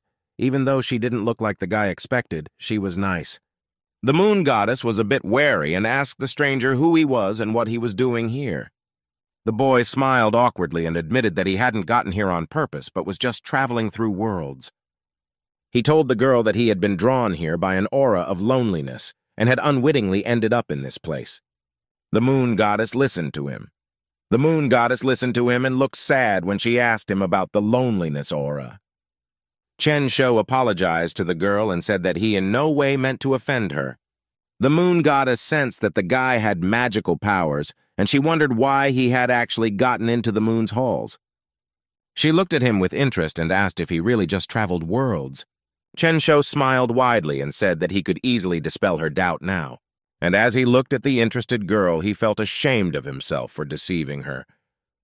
But the moon goddess was enthusiastic and asked him what the different worlds looked like. Chen-Shou was pleased with himself and was very happy that he had managed to capture the goddess's attention. The guy was talking about different tall buildings, cars, and how much the food differs from country to country. They walked into the building and sat at a round table where a guy was talking about phones and their capabilities. The goddess confessed that she found his world very interesting, and Chen-Shou offered to take her along. The moon goddess let go of her rabbit, which she had been holding in her arms the whole time, and she confessed that the Jade Emperor wouldn't allow her to leave the lunar lofts. The girl looked very sad, and the guy noticed it but didn't know how to cheer her up. Because even though she was a deity, her whole life was spent all alone. And to somehow cheer the girl up, Chen-Shou suggested that she try something. A huge mountain of various chips appeared on the table in front of them, and the goddess asked with interest where he got them all from. The guy said it was his secret and handed the girl a packet to try. The moon goddess was looking at the thin slices of potatoes in one of the packs with interest. The girl started to bring it up to her mouth, about to taste the unusual food the guy was praising so much. She took a small bite and started chewing. The girl got a little dirty with the crumbs. But she wasn't completely embarrassed by it, because the treat the guy gave her was very tasty and she liked it. Chen-Shou happily watched this. and thought that he never would have thought that it was the little moon goddess who was so fond of delicious food. And the girl in the meantime was happily eating the goodies offered to her and licking her fingers. Such an introduction made the guy a little embarrassed, and his whole face reddened. Chen Shou turned away from the girl so as not to seem strange to her, but Da noticed it. And she was embarrassed too, because the delicious food made her completely forget about her image. The moon goddess clutched her clothes awkwardly and apologized to the guy for her behavior. She confessed that the chips were so delicious that she completely forgot about everything else in the world. Chen Shou laughed a little at such a girl's confession because she looked very cute. He told her that right away and surprised the goddess because she thought she looked sloppy. Chen Shou convinced her that she looked really cute, and if she liked the chips so much, she could eat as many as she wanted. The girl was happy about it, and while she was eating, the guy took some pictures of the happy girl. The moon goddess noticed this and turned to the camera. She asked in surprise what the guy was doing. Chen Shou told her that all the beautiful moments in his world should always try to capture on camera. And then he talked about how his phone had many more interesting features that he could teach the goddess. She was excited and enthusiastic when suddenly some noise was heard. The moon goddess immediately changed her face and ordered the guy to hide as quickly as possible. The moon goddess began pushing him towards one of the pillars and asked him to hide behind it. She then ran to a huge pile of chips and with her powers began to get rid of them. She succeeded, and after a small flash of light, the table was completely empty. A woman entered the room calling out for the moon goddess. She had a serious voice and a long, floor-length dress. It was the woman who said that after the 15th, Mrs. Wang wanted to have a banquet. And the emperor told the goddess to prepare a dance. The girl nodded a little frustratedly and said she understood. The woman then began to leave as quickly as she had appeared in the room. Chen Shou watched everything going on between the girls from his small hiding place. As the woman left the room, she slammed the door loudly after her. The lad came out of his hiding place and grudgingly asked what the maid was allowing herself. The moon goddess sadly admitted that she was used to it by now, and attending the banquet was the only way to leave the halls. The guy felt that it was all unfair and such a beautiful girl should have been enjoying life. But instead she was like a bird trapped in a golden cage. After this not-so-pleasant situation, the couple sat in a small silence. Each was thinking about something different. When the moon goddess suddenly spoke, she remembered that she didn't know the guy's name and asked him about it. Chen Shou easily introduced himself to the girl and smiled at her. He was glad that they could talk for a while. The girl repeated his name and blushed embarrassedly. She never looked at the guy after that. The moon goddess's sleeves were wide, and she reached into one of them. After that, she pulled out a yummy treat from there and introduced herself. The guy noticed again how nicely the girl was eating. And then I remembered that I had completely forgotten about the most important thing I had brought with me, and took out of his pocket the ring in which he had previously placed all his purchases. He applied a bit of force, and a beautiful thing appeared in front of the moon goddess that completely captured her attention. The guy explained to her that the thing was called a music box and took the girl's hand in his. He pointed to a button and said that if you pressed here, music would play from the box. Chen Shou went on to say that the girl would just be able to dance to her any time. But he interrupted the story as he noticed that the moon goddess was no longer listening to him. The girl was already dancing to the music. She was laughing loudly and developing her airy clothes around her. Chen Shou took out his phone and started taking pictures of her, and he thought to himself that she was now more beautiful than ever before. And it was at that moment that he noticed that the system had sent him a new notification of a completed task. As a reward for successfully favoring the moon goddess and a video of her dance, he would receive 72 transformations. Chen Shou was happy about this, but he was saddened that even with this ability, he was unable to help the moon goddess. There was no way he could help and get out of here because his strength was too small to resist the Jade Emperor. The girl stopped dancing and told the guy that this dance was a gift for him. She was greatly surprised when she felt her new friend's hand on her head. Chen Shou stroked the top of her head and admitted that it was already time for him to leave since it was late. He needed to post a video and get more likes to increase his power, but the goddess stopped him. The girl stopped him as she grabbed his arm and asked him if he would come back to her again. Chen Shou told the girl that she could take it easy and he would definitely come back to her. The moon goddess was very sad to say goodbye, and she did not want her guest to leave, so she asked him to be sure to come back. Chen Shou stepped out of the building into the open area of the moonlit lofts and remembered the girl. And in that moment, he promised himself that someday he would be strong enough to take her away from this place. He turned to the door behind him and made another mental vow to himself. Meanwhile, in the closed Yuktak office, you could be heard yelling about the views on the video. The man showed Miss Moon a video from Chen Shou's account which had once again gained unprecedented popularity. The head of the department thought that the guy was just lucky. The man insisted that it was because of Lun Shui that the guy was making good videos. He offered to steal the guy's account because then they would have a huge resource. It seemed that the head of the department gloomed and was about to scold the man for such an idea. But the man wouldn't listen to her to the end and said that if they got hold of the account, they could split the money from the views between the two of them. He started massaging the woman's shoulders and saying that this was a great opportunity from a business standpoint. This way, they can get rich well and become so popular that the whole company will hang on to them. The woman listened to his sweet speeches and still agreed to his plan, though she didn't appreciate it at first. And the man gloated that women were so easily deceived and thought he was willing to do anything for his own gain. Chen Shou had already returned to his normal world and was sitting in the building at his internship. He edited a video of the moon goddess dancing to post it on his account soon, when his co-worker came up to him and said he would report to the head of the department that he was playing on his phone. The boy looked disdainfully at the man who came up behind him. His co-worker noticed this attitude and thought that the guy couldn't be acting this way because he was just lucky. The man leaned on the desk and said that Miss Lun Zhu was calling the guy to her office. Chen Shou got up from his seat and headed to the office of his company's department head. He walked into the office and closed the door behind him. The woman was sitting at her desk, working on her computer. When Lun Shui noticed his presence, she asked if it was true that he had made a video that had accidentally gone viral on the internet. And when the guy confirmed this information, she demanded that the account be turned over to the company's possession. Chen Shou didn't intend to do anything like that, so he apologized and told Miss Lun Zhu about it. The woman reminded him that he was only a trainee and didn't have enough experience to manage the account. However, the guy said he made the account before he got a job and the company had no right to claim it. Chen Shou realized that she just wanted to steal his account and fame when another man appeared. His co-worker assured him that they would help him finish his internship quickly and the guy could go for a promotion. But all this was only if the guy gave up the account. So he asked what they would do if he didn't. Lun Shui jumped up from her seat and slapped her hands on the table when she heard that even so, Chen Shou didn't want to give up the account. The woman said nothing would happen to him, but also reminded him that the strong always defeat the weak. She walked around her desk and added that she had plenty of ways to ruin his life in store. The man who stood behind the boy put his hand on his shoulder. He said to think it over. He promised that Chen Shou would get a portion of his earnings and asked him not to be stupid as he squeezed his shoulder harder.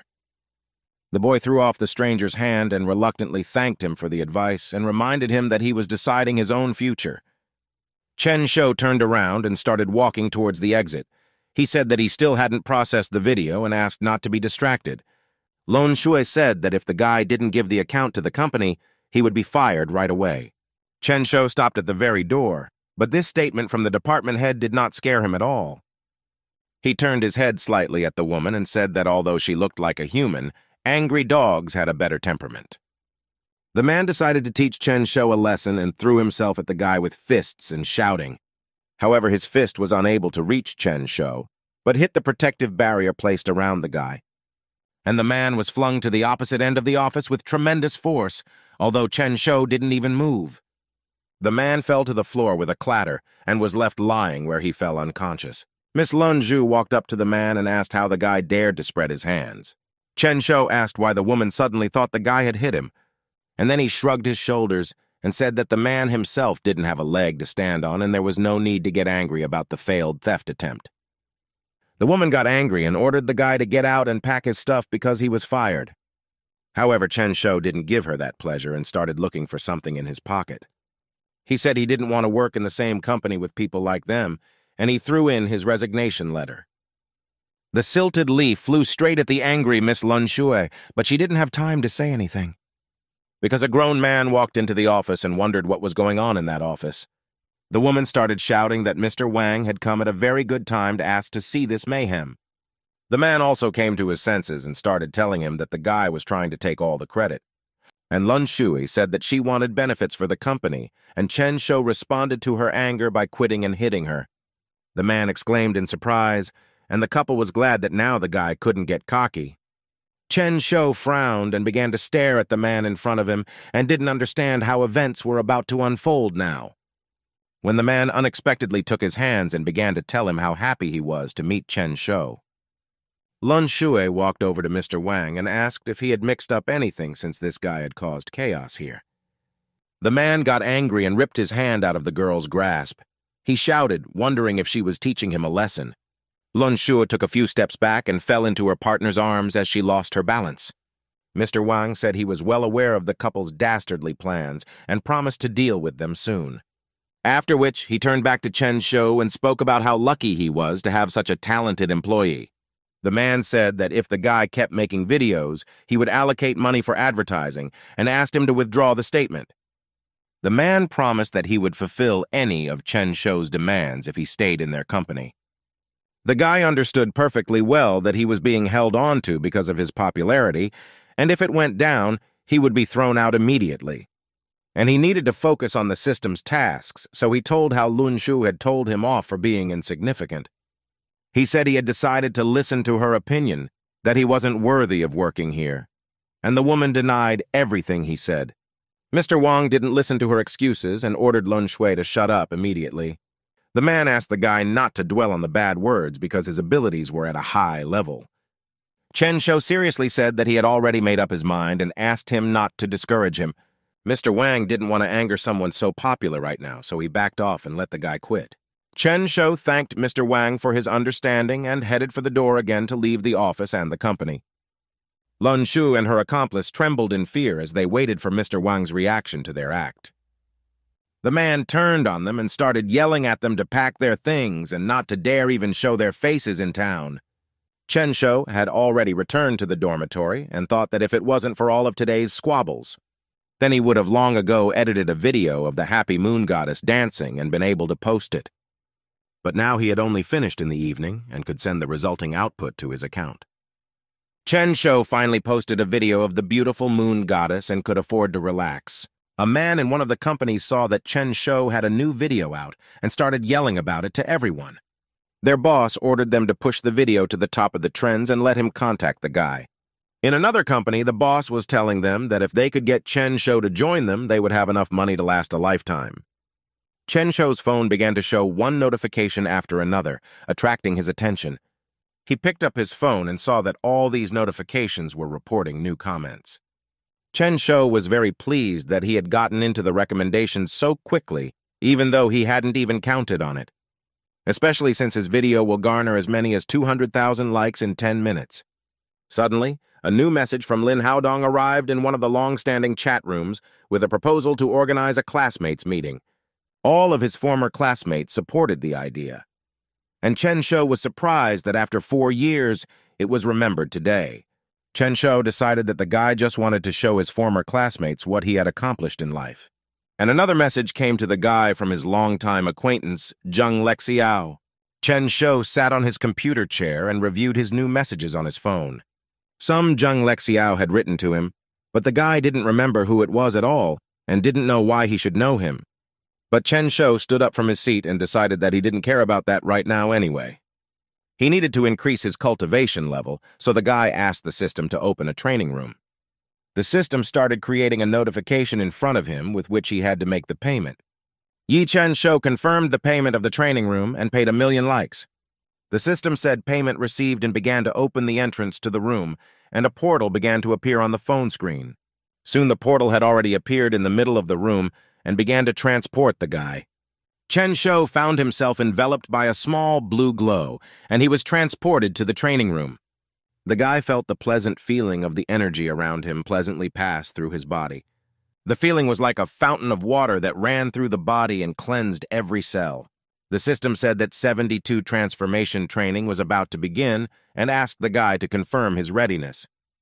Chen Shou had seen the Monkey King applying transformations on TV, and he always watched with amusement.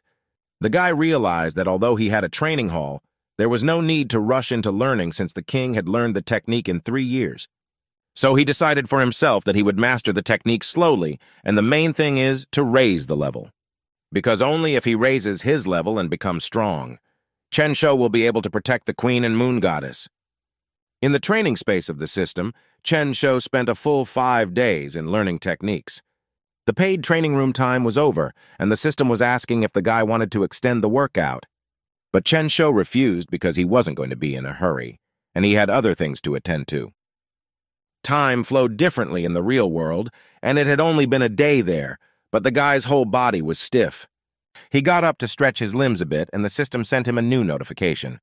In 5 days of cultivation, the guy had improved his base level to the 4th level and slightly improved his technique. The training was over, and the system asked Chen Shou to prepare to enter the real world. And a blue glow reappeared around the guy, transporting him to the bed in his dorm room. Chen Shou opened his eyes as he realized that he was now in the real world and began to feel differently. He threw his fist forward and felt the energy that filled his body become stronger. Chen Shou felt that his body was filled with strength. He thought that the training room was a great place. The boy got up from the bed and stretched to stretch. Now he was free and could relax a little. Chen Shou walked outside and passed by a large building that housed a car club. The guy thought it was inherent in people to dream, and he could use a rented car. So he walked into the building where he was greeted by a friendly employee. He asked her to show him a 488 Ferrari. The girl asked him to follow her and led him to the right car through a bunch of others. And so they finally reached the right model. The Ferrari 488 stood out from the rest. The girl started to praise her, but Chen Shou asked her not to continue as he was already sure he wanted her. The girl asked how many days the guy wanted to rent it for and told him what their rates were. Chen Shou listened and said he needed the car for 1 week and was willing to sign the contract. The girl asked the guy to wait a bit and left him waiting on the chair for her return. Behind Chen Shou, a man who knew the guy by name appeared. The man called out to Chen Shou when he saw him. That man was Lin Haodong. He was the classmate who had organized the meeting. Chen Shou smiled and waved to his longtime acquaintance in a friendly manner. However, the man did not return his friendliness. Lin Haodong asked if the guy was sure he could rent a car and not live on instant noodles afterward. He made a caustic remark about Chen Shou's family's financial condition and left, laughing loudly at the guy. Chen Shou didn't like the fact that he was just being insulted for no reason right away, and decided that the guy had a problem with his head. Lin Haodong approached another car club employee and said that he wanted to rent a Porsche 911. The worker bowed respectfully and said that he would do everything for Mr. Lin right now. Chen Shou felt annoyed as he watched this and saw the notification from the system. The system offered him a task in which he had to embarrass Lin Haoji. The guy didn't expect such a thing from the system. But right now, he was very pleased that he could do it and cushion the extra reward. The girl came back to the guy with papers in hand and said she brought his contract. However, the guy said he would not be renting a car, which embarrassed the girl. The girl said that they could always look at other cars, but Chen Shou smiled softly, then pointed to the Ferrari and said he wanted to buy it, not lease it. The worker asked if the guy was sure he could deposit the full amount at once, and Chen Shou confirmed it. Then he turned to the car and asked if they had a new car not off the showcase, and the girl ran off to clarify. The guy watched her run and wondered if running in those heels was comfortable. 3 minutes later, the girl was telling me that there was only 1 car left in their province, and it would be delivered in 3 days. But they could place the order already, and the guy would get a protective case as a gift, as well as a discount card for gasoline. Chen Shou took out a map and said he would come to pick up his new car in 3 days. He thought it was a very good thing that he had traded all the gold in advance and could now safely afford an auto. Chen Shou went to one coffee shop to relax a bit, but he was sitting on his phone again. The guy was staring at his phone screen and was reacting very violently, so much so that he even pounded the table with his fist. This drew the attention of the other visitors, and he felt awkward. But the guy was too excited as his video of the moon goddess dancing has already gained 3,400,000 likes. The likes on this video had just as huge a number of likes as the comments the guy decided to look at. There have been many comments under this video that the girl is overly processed with filters and that the author is just rowing money for pretty girls. Chen Shou exhaled a little dejectedly, but decided that he didn't care about the criticism because what mattered to him was the likes. Plus, almost all media companies wanted to work with him, which was something he could never have thought of in his life. He was even sent a message by the owners of Pumpkin Talk. They wanted to collaborate with him as the biggest blogger himself. But Chen Shou refused everyone as he had enough money and didn't want to burden himself with cooperation. All the more so because such companies could easily write in the fine print of the contract some unfavorable conditions for him. A girl came to the table telling me that she was delayed because of traffic on the road. It was He Bing-su. She apologized for being late and started to sit down across from the guy. Chen Shou said it was fine and held out a menu offering her to choose whatever she wanted. After a while, a waitress approached them and the couple ordered a latte and cappuccino each.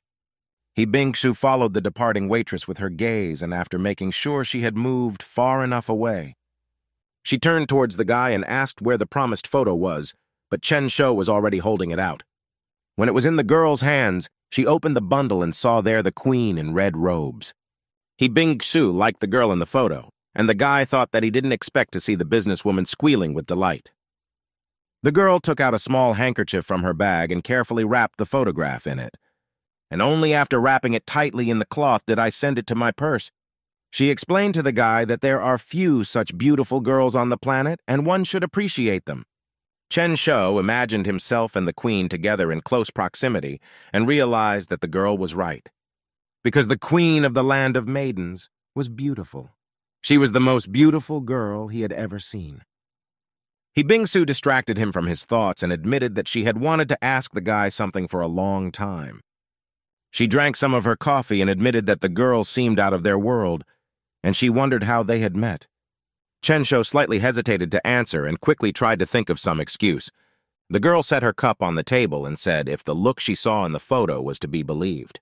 That girl definitely doesn't see Chen Shou as a friend, but as someone more than that. Chen Shou said he actually met her by chance, and she agreed to make a video out of courtesy. He Bing-su was upset because she thought that she could have met her through a guy. The guy didn't understand why the girl was getting so upset about this and asked her. He Bing-su said that her research project is now at a dead end and asked the guy not to take her words to heart. Chen Shou smiled widely and said that the girl could say anything she wanted to say, especially she helped in the family. And after that, he reached into his pocket and said he could probably help with research. A pill of preserving youth appeared on the table, and the guy suggested that the girl investigate the components of this drug. In this way, she could create a new brand of rejuvenating cosmetics. He Bing-su put her hand on his forehead.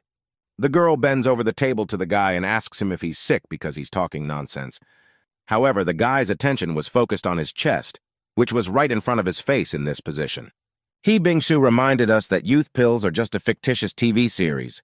Chen Shou smiled and said that he knew the girl wouldn't believe him, but advised him to investigate the pill. The guy promised the girl that the result would surprise her, and she regarded the small pill incredulously. The guy was lying on the bed in his room resting after a busy day, when his phone suddenly lit up, and a notification from the system popped up on the screen. The system congratulated its master for reaching the 9th basic cultivation level. Chen Shou was satisfied. He had never imagined that he could reach the 9th level in 2.5 days. He stretched in his seat, relaxing his muscles, and thought about what a good system he had gotten. The guy got a call from the car club saying he could come and pick up his Ferrari. He also received a message on his phone from Lin Haodong clarifying the meeting place. He appointed a luxurious room in an expensive hotel as the meeting place and aroused the admiration of his former classmates. Chen Shou remembered that there was supposed to be a classmate reunion just today, and a plan was born in his mind. A small group of people were standing near the hotel entrance when they saw a Ferrari pull up. They decided it was Brother Lin, and the full-figured man in the group said he should greet him first. The girl who stood closest remarked that the man was not worthy of it, as he was only an errand dog. Such a reference to himself infuriated the man, and he angrily interjected what the woman had said. The third person in the group asked not to swear and give way to Brother Lin as they all blocked his exit. Everyone pulled happy smiles on their faces as the car door began to open. But everyone was quickly disappointed when they saw a completely different person inside, which turned out to be Chen Shou. Everyone present couldn't believe that they saw Chen Shou in front of them. They asked if he had rented a car. One of the girls appeared next to the guy and said that they all underestimated the arriving Chen Shou. He was the one making the videos that have now become the most popular in recent times. One of the guys started to come closer to him and asked him in a friendly way if he had the phone numbers of all the beauties he was shooting. The obese man got excited too and asked about the picture of the girl's face from the first video. Chen Shou looked at his former classmates and apologized. He said he promised to keep the girl's data secret. The guys were not happy with this answer and tried to get him to give them phone numbers. However, the obese man started sucking up to Chen Shou and said that you have to try really hard to get videos of such beauties. The man assured that no one would force him to give up his license plates if he didn't want to. The girl with red hair took him under her arm and asked why he didn't accept her request, but the other girl said he didn't owe her anything. Their brief altercation was interrupted by the loud sound of two cars colliding. Someone hit Chen Shou's parked Ferrari, and then a man started getting out of his car asking who bought himself a Ferrari and didn't learn how to park. The man saw a guy surrounded by girls and said hello to his old acquaintance Chen Shou. The guy turned to the person responsible for the accident and asked the man what he wanted. It was Lin Haodong, who was glad that the guy wouldn't be able to pay for the damage to the rented car. Chen Shou said as he turned around to see how bold the man was in purposely messing up his car. Lin Haodong was completely unimpressed by the guy's words and couldn't believe that he was trying to pass off the car as his own. He told the others that he saw Chen Shou renting a car at the auto club a couple days ago. Lin Haodong asked how much the car cost and knew the guy couldn't afford one, even through his stupid clips. The guys saw the new leader and began to support his taunts of Chen Shou. The girl who had tried to hit on him before pulled her hand out and got angry at him. Chen Shou watched his classmates and saw that they hadn't changed at all over the years. Lin Haodong was very pleased with himself and was going to completely destroy Chen Shou's reputation. So he put his hand on the guy's shoulder and said he had already called the boss of the car club, and added that if the guy admits he was showing off for nothing, he would consider covering his expenses. Chen Shou spread his hands and reminded him that Lin Haodong was the one who had crashed into his car and should pay for the damages. The blond man said that the car club workers would be here soon, and then he would see how Chen Shou would behave. After that, an expensive yellow car appeared from which a man got out. Lin Haodong called this man Boss Joe and was glad that he had arrived so quickly. The man approached the scene of the accident and silently began to look at the accidents, the boys standing not far from him. Lin Haodong pointed at Chen Shou and said that this guy was renting a car for the first time and didn't know the rules at all. The serious-looking man turned to a couple nearby and began to frown in their direction. One continued to ask Boss Joe not to scold his acquaintance, but the guy was just pushed away. The man walked up to Chen Shou and shook his hand. He said that he was very happy to meet someone who had bought a Ferrari from them. Everyone in attendance was very surprised to hear from the car club owner that he bought it with one payment. Lin Haodong asked the man how Chen Shou could afford to buy a car and convinced him that he was confused about something. Zhou Yaodong turned unhappily at the blond man and asked menacingly, daring him to doubt him. And then the man reminded him that he only allowed him not to pay the car deposit because of his friendship with his father. And he went and wrecked a rented Porsche. The man came closer to the guy and asked him how he was going to pay for the damage. The girls were standing near the hotel entrance discussing the fact that they would have to chip in to pay for dinner themselves. Lin Haodong got angry and started making excuses that his luxury car was in repair and that's why he rented this one. Chen Shou sat on the hood of his car and said that since he was so rich, he wouldn't avoid paying for the damages. And about the accident, they could have just called the traffic police and they would have decided who was at fault. Boss Joe walked up to the blond man closely and said that he was obliged to discuss this incident with his father. He then turned to Chen Shou and said that the insurance was already in effect, so he wouldn't have to pay for the repairs. The guy thanked him and apologized for them distracting the man so late in the evening. Zhou Yaodong said he was happy to help valuable customers like him, especially since he was not at fault. After that, he got into his car and left the angry and humiliated Lin Haodong with his classmates. Chen Shou now approached the blond man, a hand on his shoulder, and asked him to think before doing anything, and then leaned over and whispered in his ear that otherwise he would embarrass himself and become an object of ridicule. Chen Shou was very happy with how things turned out as he asked Lin Haodong if he needed all of this. Lin Haodong became very angry. he turned to the guy and started shouting at him. The other guys held the blonde man back and tried to convince him that there was no need to create any more awkward situations. The red-haired girl asked Lin Haodong if he was tired of embarrassing himself. And while the blonde man promised that Chen Shou would answer for everything, several more expensive cars arrived at the meeting place. One of the guys noticed that there were as many as 7 of them. They were all the same color and brand. The driver got out of the car and went to the back door to start opening it. A girl in neat black shoes started to come out of there. Everyone was surprised to see her. The girl showed up in a beautiful black and white dress and apologized for being a little late for the meeting. The blonde man recognized the girl as Qing Zhan. She was the daughter of one of the real estate management companies. Lin Haodong watched the girl accompanied by some guy heading towards the hotel and thought that he should befriend her. Qing Zhan was holding a small handkerchief which she occasionally coughed into. The guys remembered that since childhood the girl had a strange disease, so she did not often come to school. Hearing this conversation between his former classmates, Chen Shou realized why he didn't immediately remember her. The other guys were discussing how unfairly fate had treated such a beautiful girl. After everyone had gathered, their large company found themselves at one large table. The blonde man turned to Qing Zhan and said that their family's family owns a pharmaceutical company and he knows a good doctor. The man who came with the girl turned out to be her brother, who was incredulous that the guy thought his acquaintance would be better than 100 other doctors. Lin Haodong said that this doctor usually doesn't show his face in public, and he only knows him because of the family's business. Qing Zhan had been silent the entire time, but suddenly she was attacked by a very loud and violent coughing fit. 2 pills appeared on her arm that were supposed to help her calm down. She sent them to her mouth and began to wash them down with a small amount of water, while everyone else watched her. Chen Shou asked the system to see if they had any medicines that could help the girl get rid of the disease. The system scanned Qing Zhan and found out that her body was suffering due to stagnant energy, so she had no more than 3 months to live. The guy was surprised that there were also people with energy in this world, and it turned out that the girl had cultivation abilities. He watched Qing Zhan being transplanted to another place and asked the system how to cure her. It turned out that the girl would only need 1 pill to clear her ducts to recover. Chen showed something more serious and decided that he wouldn't let her die when she only needed 1 pill. Qing Zhan sat on the sofa next to her brother, who excitedly asked how she was feeling. Lin Haodong went to them and suggested that they invite the doctor right now, since the girl was in so much pain. He said that then they would be able to appreciate with their own eyes the skill of a doctor who could pull a person even from the other side of the world. The man felt strongly about his sister and didn't care, so he told the guy to do whatever he wanted.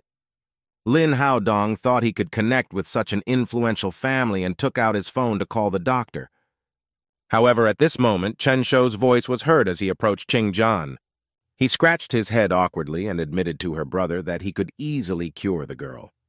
The blonde man asked him to stop showing off and assuming that Chen Shou was capable of anything.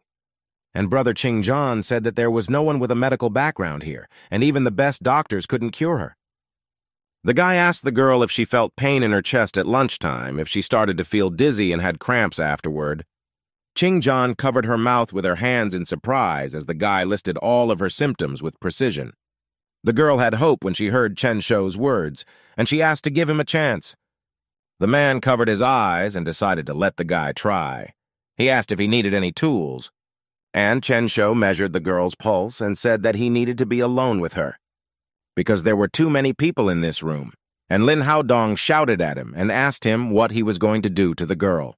Chen Shou replied that if the guy was so worried, her brother could go with them, because only this person could represent Qing Zhan's interests. To this, the blonde man had nothing to reply. They were assigned a separate room. Qing Zhan lay on the bed while the guy examined her condition. Chen Shou put 2 fingers together and used them to let a small stream of energy flow through. He drove his fingers in the places where the clogged energy streams in the girl's body ran. But they were too blocky, and even using the full power of the level available to him, he couldn't penetrate them completely. Chen Shou asked the system how long it would take him to break through the channels with his level. The system said it would take him a full 48 hours, and the guy asked in a panic if there was another way. It turned out that a channel-clearing pill could speed up the process to 2 hours, but it cost 5 million likes. But despite that, the guy made the decision that he would earn the likes. But Ching Jan's life was priceless. Therefore, Chen Shou decided to save her anyway and asked the system to buy a channel clearing pill. The system acknowledged the likes debit and gave the guy all the knowledge he needed to help the girl faster. She was pointing out the places that needed to be massaged to get her energy channels going. These places were not very decent, but there was no choice. He told the girl's brother that he needed to give her a massage to revitalize the energy flows. Lin Haodong, who for some reason was in the same room with them, started shouting that there was no way he would cure the girl with one massage. Chen Shou understood perfectly well the doubts of the people around him, because he wouldn't have believed such a thing before. But since he was a cheater, who could make a huge profit out of this situation? So he asked the blonde what he would be willing to do if the girl healed after the massage. Lin Haodong promised to eat shit live, and boy did he make sure everyone heard the promise he made. After that, he turned to Ching Jan and asked the girl to lie on her stomach. The girl's brother decided that since the guy was acting so confident, he knew what he was doing and let him start the massage. Ching Jan was very worried and tense, so Chen Shou asked her to relax. The guy touched the first point and began to clear the stagnation in the energy ducts with a massage. It started to help almost immediately, and the girl felt herself relax and exhaled in relief. And Lin Haodong said that the guy is only pretending to treat the girl, but in reality he is just pawing her body. Chen Shou became very angry at the blonde man for saying those words and threw an evil glare at him. He sent a wave of energy to where the guy was standing, and the guy was thrown to the floor by the shock wave. Lin Haodong didn't understand what had happened to him, and how he ended up on the floor as if after being hit. And Chen Shou asked Lin not to shift the dirty thoughts that come into his head to him. Brother Ching Jan said that if the blonde man interfered with his sister's treatment, he would just kick him out of here. Lin Haodong, because the guy was blatantly groping the girl back, didn't even notice it. But in order to stay in the room, the blonde had to admit he was wrong and wait for the familiar doctor. Along the corridor of the hotel, the doctor that Lin Haodong had summoned was rushing to the room where Ching Jan was being treated. He opened the door to the room, and the blonde man immediately turned his attention to him. Lin Haodong shouted to everyone in the room that Dr. E had come, and now he would cure the girl. The doctor saw Ching Jan, whom Chen Shou was just massaging, and became alarmed. He started yelling at the guy to get his hands off the girl because he would kill her. The girl's brother excitedly turned to the man and asked if he was being serious. Lin Haodong pointed at the guy and shouted that he had warned about the strange methods, and said that the guy just wanted to torture her. After that, the blonde man ran towards Chen Shou and started to pull his hands away from the girl. Chen Shou knew that one could not simply interrupt Ching Jan's energy duct cleaning. But he was badly hindered by the boy, and it was evident that the girl's brother believed this strange doctor. He realized that if he continued to treat the girl forcibly, he would be stopped, so he left some of his energy behind. His energy should have stabilized the girl a bit until they resumed the massage. Chen Shou stepped away from the bed, and Dr. E pulled out different-sized games from his bag. Dr. E lifted the girl's arms and stuck needles into her in various places, and Lin Haodong rejoiced and showed how real treatment was done, not just body pawing. And just as he was saying this, Ching Jan started coughing and blood started dripping from her mouth. Her brother got terribly angry and started yelling at the doctor, and the doctor made panicked excuses that he was doing routine acupuncture. The doctor shifted his gaze to Chen Shou and said that the patient's condition had worsened because of him because her blood pressure was too weak. Doctors appeared in the room and were about to resuscitate the girl, while Dr. Ya was telling them that Chen Shou wanted to kill her. The guy realized that this fake doctor was just delusional, and Ching Jan's blood pressure was fine. The energy he'd left in the girl's body hadn't completely disappeared, but they needed to hurry if they wanted to save her. However, the doctors predicted that they were about to resuscitate Ching Jan and ordered everyone to leave the room. When everyone was in the hallway, Ching Jan's brother threatened the doctor that if anything happened to his sister, he would kill them all. Lin Haodong swallowed heavily and trembled his entire body because he realized that this threat concerned him as well. Suddenly, the man stopped shaking the doctor in his hands because he saw his father. Qing Beifang appeared in the hotel corridor with a large number of guards behind him. That was when Lin Haodong decided to throw all of the Qing family's anger onto Chen Shou. He turned to the man and pointed at the guy, telling him that he wanted to kill his daughter, and the doctor confirmed the blond man's words. Just at that moment, the door of the room opened and Mr. Chin was told that the girl's condition was deteriorating and they could prepare for bad news. Ching John's father couldn't believe what he heard. He was very worried about his daughter and was angry at everyone around him. The rest of the classmates believed that it was Chun Shou's own fault that he would now be destroyed by the Ching family.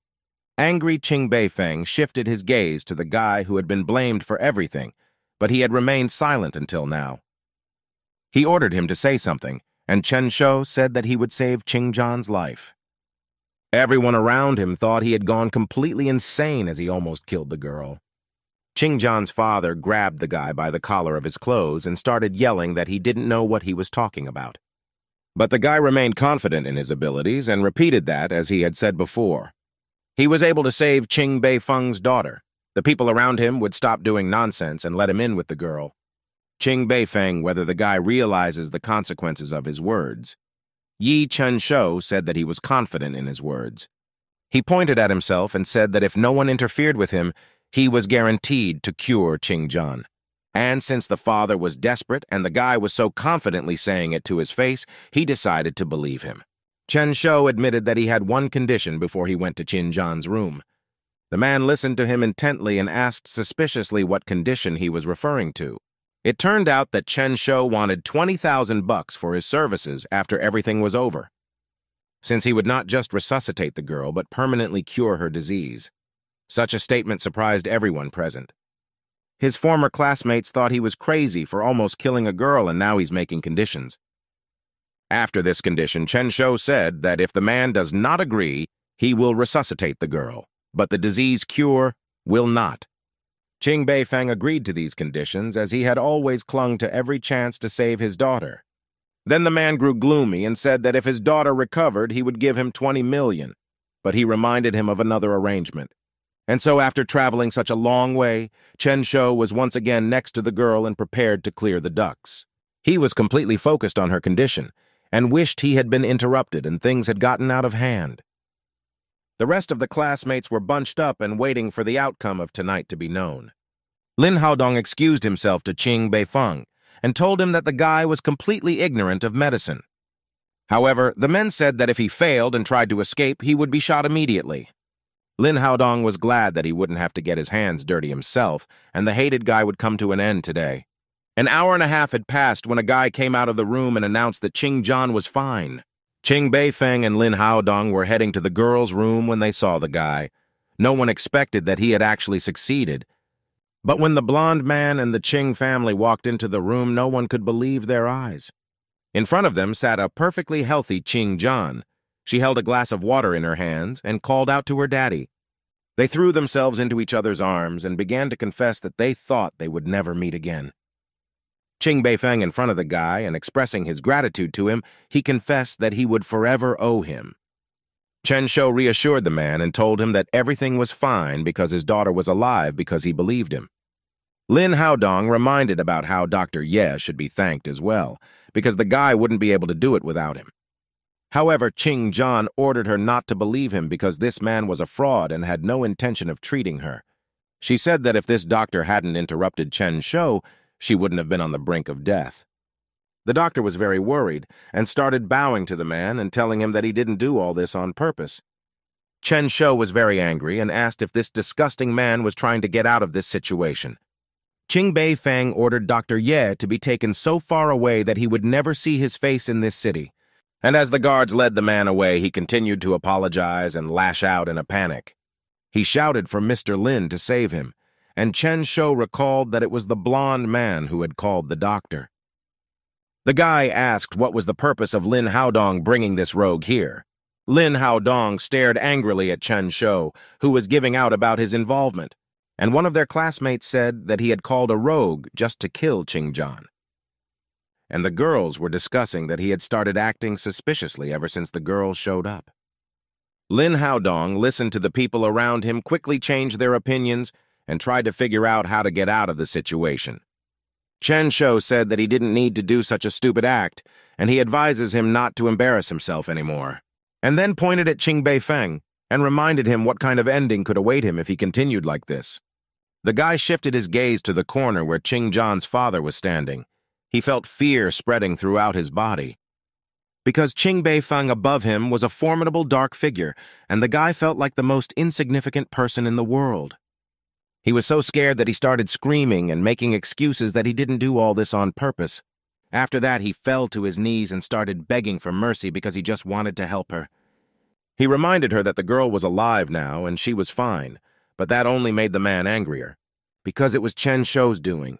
Boy, he would never see his daughter alive again. The men shouted that if it wasn't for Lin Haodong's father, he would have killed him right there and demanded an apology. Lin Haodong understood that if he apologized to Chen Shou, the mutation would be destroyed forever. But Ching Beifeng was very serious and was very angry and would not tolerate any other options. Therefore, Lin Haodong knelt down in front of Chen Shou and Ching John to make amends. He bowed and apologized to Ching John, telling him that he didn't do it all on purpose. And after that, he heartily apologized to Chen Shou, who looked down on him. Chen Shou advised the blond man not to do something so stupid next time and enjoyed the expression on his opponent's face.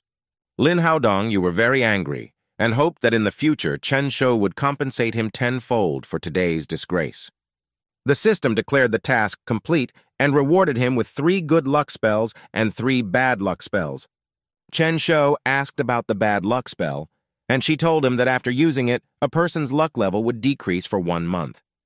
And the guy decided that he wanted to use all 3 failure spells on Lin Haodong at once. The system gladly did its master's bidding and placed 3 failure spells on the blond man's back. They sprang into action at once, for as soon as the lad stood up, he immediately stumbled to his own feet. He began to fall forward onto the table of food, which flew in different directions, pack his suit, and everything around him. Lin Haodong was covered head to toe with leftover food and drenched in various sauces. All the classmates who used to be to him now scoffed at his failures. The girl with the red hair joked that the guy was so scared that his legs were shaking. And Chen Shou thought it was the guy's own fault, because if he hadn't touched him, no one would have retaliated. Ching John stood beside Chen Shou, slightly red. She looked at the guy beside her with admiration and embarrassment. And Chen Shou turned to her father and said that he wanted to ask him something. Ching Beifeng readily agreed and promised the guy that he would fulfill absolutely any of his requests. Chen Shou asked that no one present here now should tell others about what had happened. Ching Beifeng that will keep today's entire day a secret from the public and will do everything to do so. Chen Shou thanked the man and thought that since he was helped by the system, it would be better if no one knew about his abilities. The meeting was over, and now he could send back to the Western world with peace of mind. However, the system still hadn't given him an assignment, and he was worried about how long he would have to wait. He was pulled away from these thoughts by Ching John's voice, who asked him to wait and ran after him. She looked completely healthy and said that she was very grateful to the guy, but Chen Shou asked her to forget about it. Then he smiled a little at her and told her that she had not recently recovered and that she should not put her body under much strain for the time being. Asked her to eliminate cold foods and eat a variety of foods as after she gets home. After that, he waved goodbye to the girl and said he had to go now. And the guy went home, leaving Ching John to stare after him and hope that they would see each other again. Chen Shou had set up the tripod in his room and was minding his own business when he received a notification from the system. She gave him a new assignment in which he had to go to the Heavenly Palace and rescue a flower spirit. He was promised a weapon of the highest quality, and the boy was already dreaming of how happy he would be when he got it. A notice appeared in front of him asking if he wished to go to the Heavenly Palace right now. And Chen Shou, without thinking long, he immediately pressed the yes button because he really wanted to get the reward. A blue energy appeared around him as usual, which was about to throw him through a portal to another world. It completely enveloped the guy and left only a small trace after his disappearance. It was a densely planted, dense forest that was illuminated by bright sunlight. Just above this forest appeared from another world, created by the system to ferry the guy to the right place. A second later, Chen Shou himself fell out of there. Since the portal was in the air, the guy flew to the ground upside down. Because of this, he had to land flat on his back, which he didn't like very much. When he got up, he got angry at the system and reminded him that he had asked for his landings to be made softer. He looked around and noticed that he was nowhere near the celestial palace the system should have directed him to. Chen Shou realized that he was in some strange primordial forest and didn't quite know what to do. The system told us that each world had 3 heavenly palaces, and yet each palace had its own world. The boy thought about it and realized that the lunar halls and the country of maidens were parallel worlds, just like the heavenly palaces. He realized that all palaces are tower-shaped, where each has its own virtual space. Chen Shou looked around again and asked who he should save if there was no flower spirit around. Just as suddenly he heard a loud howl, and he was blown away by a torrent of wind, and the forest darkened in an instant. Chen Shou remained standing on his feet, but was greatly frightened and asked if the system was here. The system wasn't responding, and the guy was very upset that it had shut down at such a dangerous moment. He stood behind the tall bushes, through which he decided to peek at what was happening on the other side. There he saw a girl with wings and short pink hair and decided she was the flower spirit. This girl was being attacked by a beast that had just a huge paw with huge, sharp claws. Flower Spirit focused on the battle and had no intention of retreating, even though she was many times smaller than her opponent. She used her energy to fend off the impact of a huge clawed paw and dodge.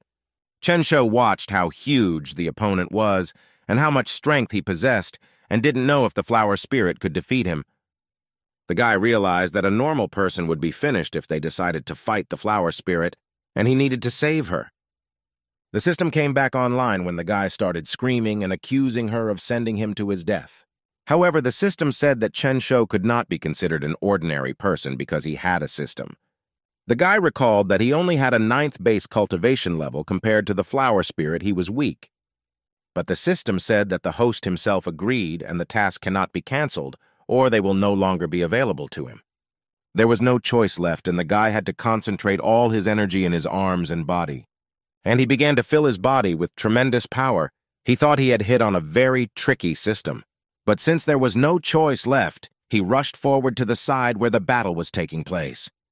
He landed on one of the tree branches so he could have a great view from above of the battle going on. This way, he could get a perfect view of the opponent and the fighting style of the Flower Spirit that was supposed to help. Compared to the Flower Spirit, the monster just looked terrifyingly huge, but the girl was perfectly able to deal with its attacks. Chen Shou turned to the system and asked her what kind of monster it was that was attacking the girl. The system told him that it was a Lingzi-level steel wolf that was currently at the 9th stage. The guy was very confused when he heard that it was a steel wolf, because he had heard about it in legends. It was believed to be the only monster that could fool the master's disciples and make Sun Wukong himself cry. All the girls who had appeared next to the protagonist up to this point welcomed the new girl. Chen Shou remembered that to the Monkey King, this beast was just a bug, but he was much weaker. Steel Wolf asked Malva why, after 500 years of peace, she had decided to attack him. The girl was angry when the monster said they weren't bothering each other, asked how dare he say such a thing. After all, she was supposed to raise her level just a couple days ago, but the Steel Wolf had prevented her from doing so. If he didn't, she would be much stronger. The girl shoved the wolf farther away from her. The wolf said that if the girl raised her level, she would absorb all the spiritual energy and he would have hundreds of years to replenish it. He struck back and asked how he could raise his level under such circumstances, and explained to her that in their case, someone else's failure gave them a chance for their own advancement. The girl was very angry and wasn't going to listen to his excuses, much less such. A huge crater formed behind her, and she said that the wolf would answer for choosing to fight her at such an important time for her. She began to concentrate all the energy she had around her chest and began to create a ball of her energy. And when it reached enormous size, she raised it above her head to throw it at the wolf. After which she threw and shouted that anyone who interfered with her would go from her power. Chen Shou watched the fight with horror and asked the system if she was sure he needed to save this frantic girl. Then he asked the system for 5 diamond power spells and 5 stealth spells. After that, he decided to add a lightning spell. At first, he wanted to add 10 pieces, but then he changed his mind and decided to take 20. Chen Shou felt that he should prepare well before engaging in battle against such a strong enemy. Especially if he doesn't save the Flower Spirit, he'll lose his reward and he'll also be stuck here forever. The huge ball of energy that the girl had created in a fit of rage flew straight at the Steel Wolf. He gathered more air into his lungs and prepared to repel this blow with his flames. And after that, he used his fire breath, intending to destroy everything with an explosion. The flower spirit hovered in the air and watched as the directed vortex of fire flew straight in her direction. She didn't expect at all that the steel wolf would defeat her attack so easily and wasn't prepared to dodge. So when there was a huge, fiery explosion on the same level as her, the girl didn't dodge and the flames hit her, causing her to be injured and start falling down. Chen Shou saw that the girls now definitely needed his help and decided that this was the right moment to join the fight. The guy finally jumped out of his ambush and asked the system to give him 3 lightning spells. The system gave him 3 pieces of paper with different symbols that transformed into lightning bolts. And those lightning bolts struck the steel wolf, stunning it from behind. The monster howled and didn't realize who was attacking it. After the lightning bolts, Chen Shou decided to use the 5 diamond power spells. A very bright light appeared in his hand, and all the power was concentrated in his fist.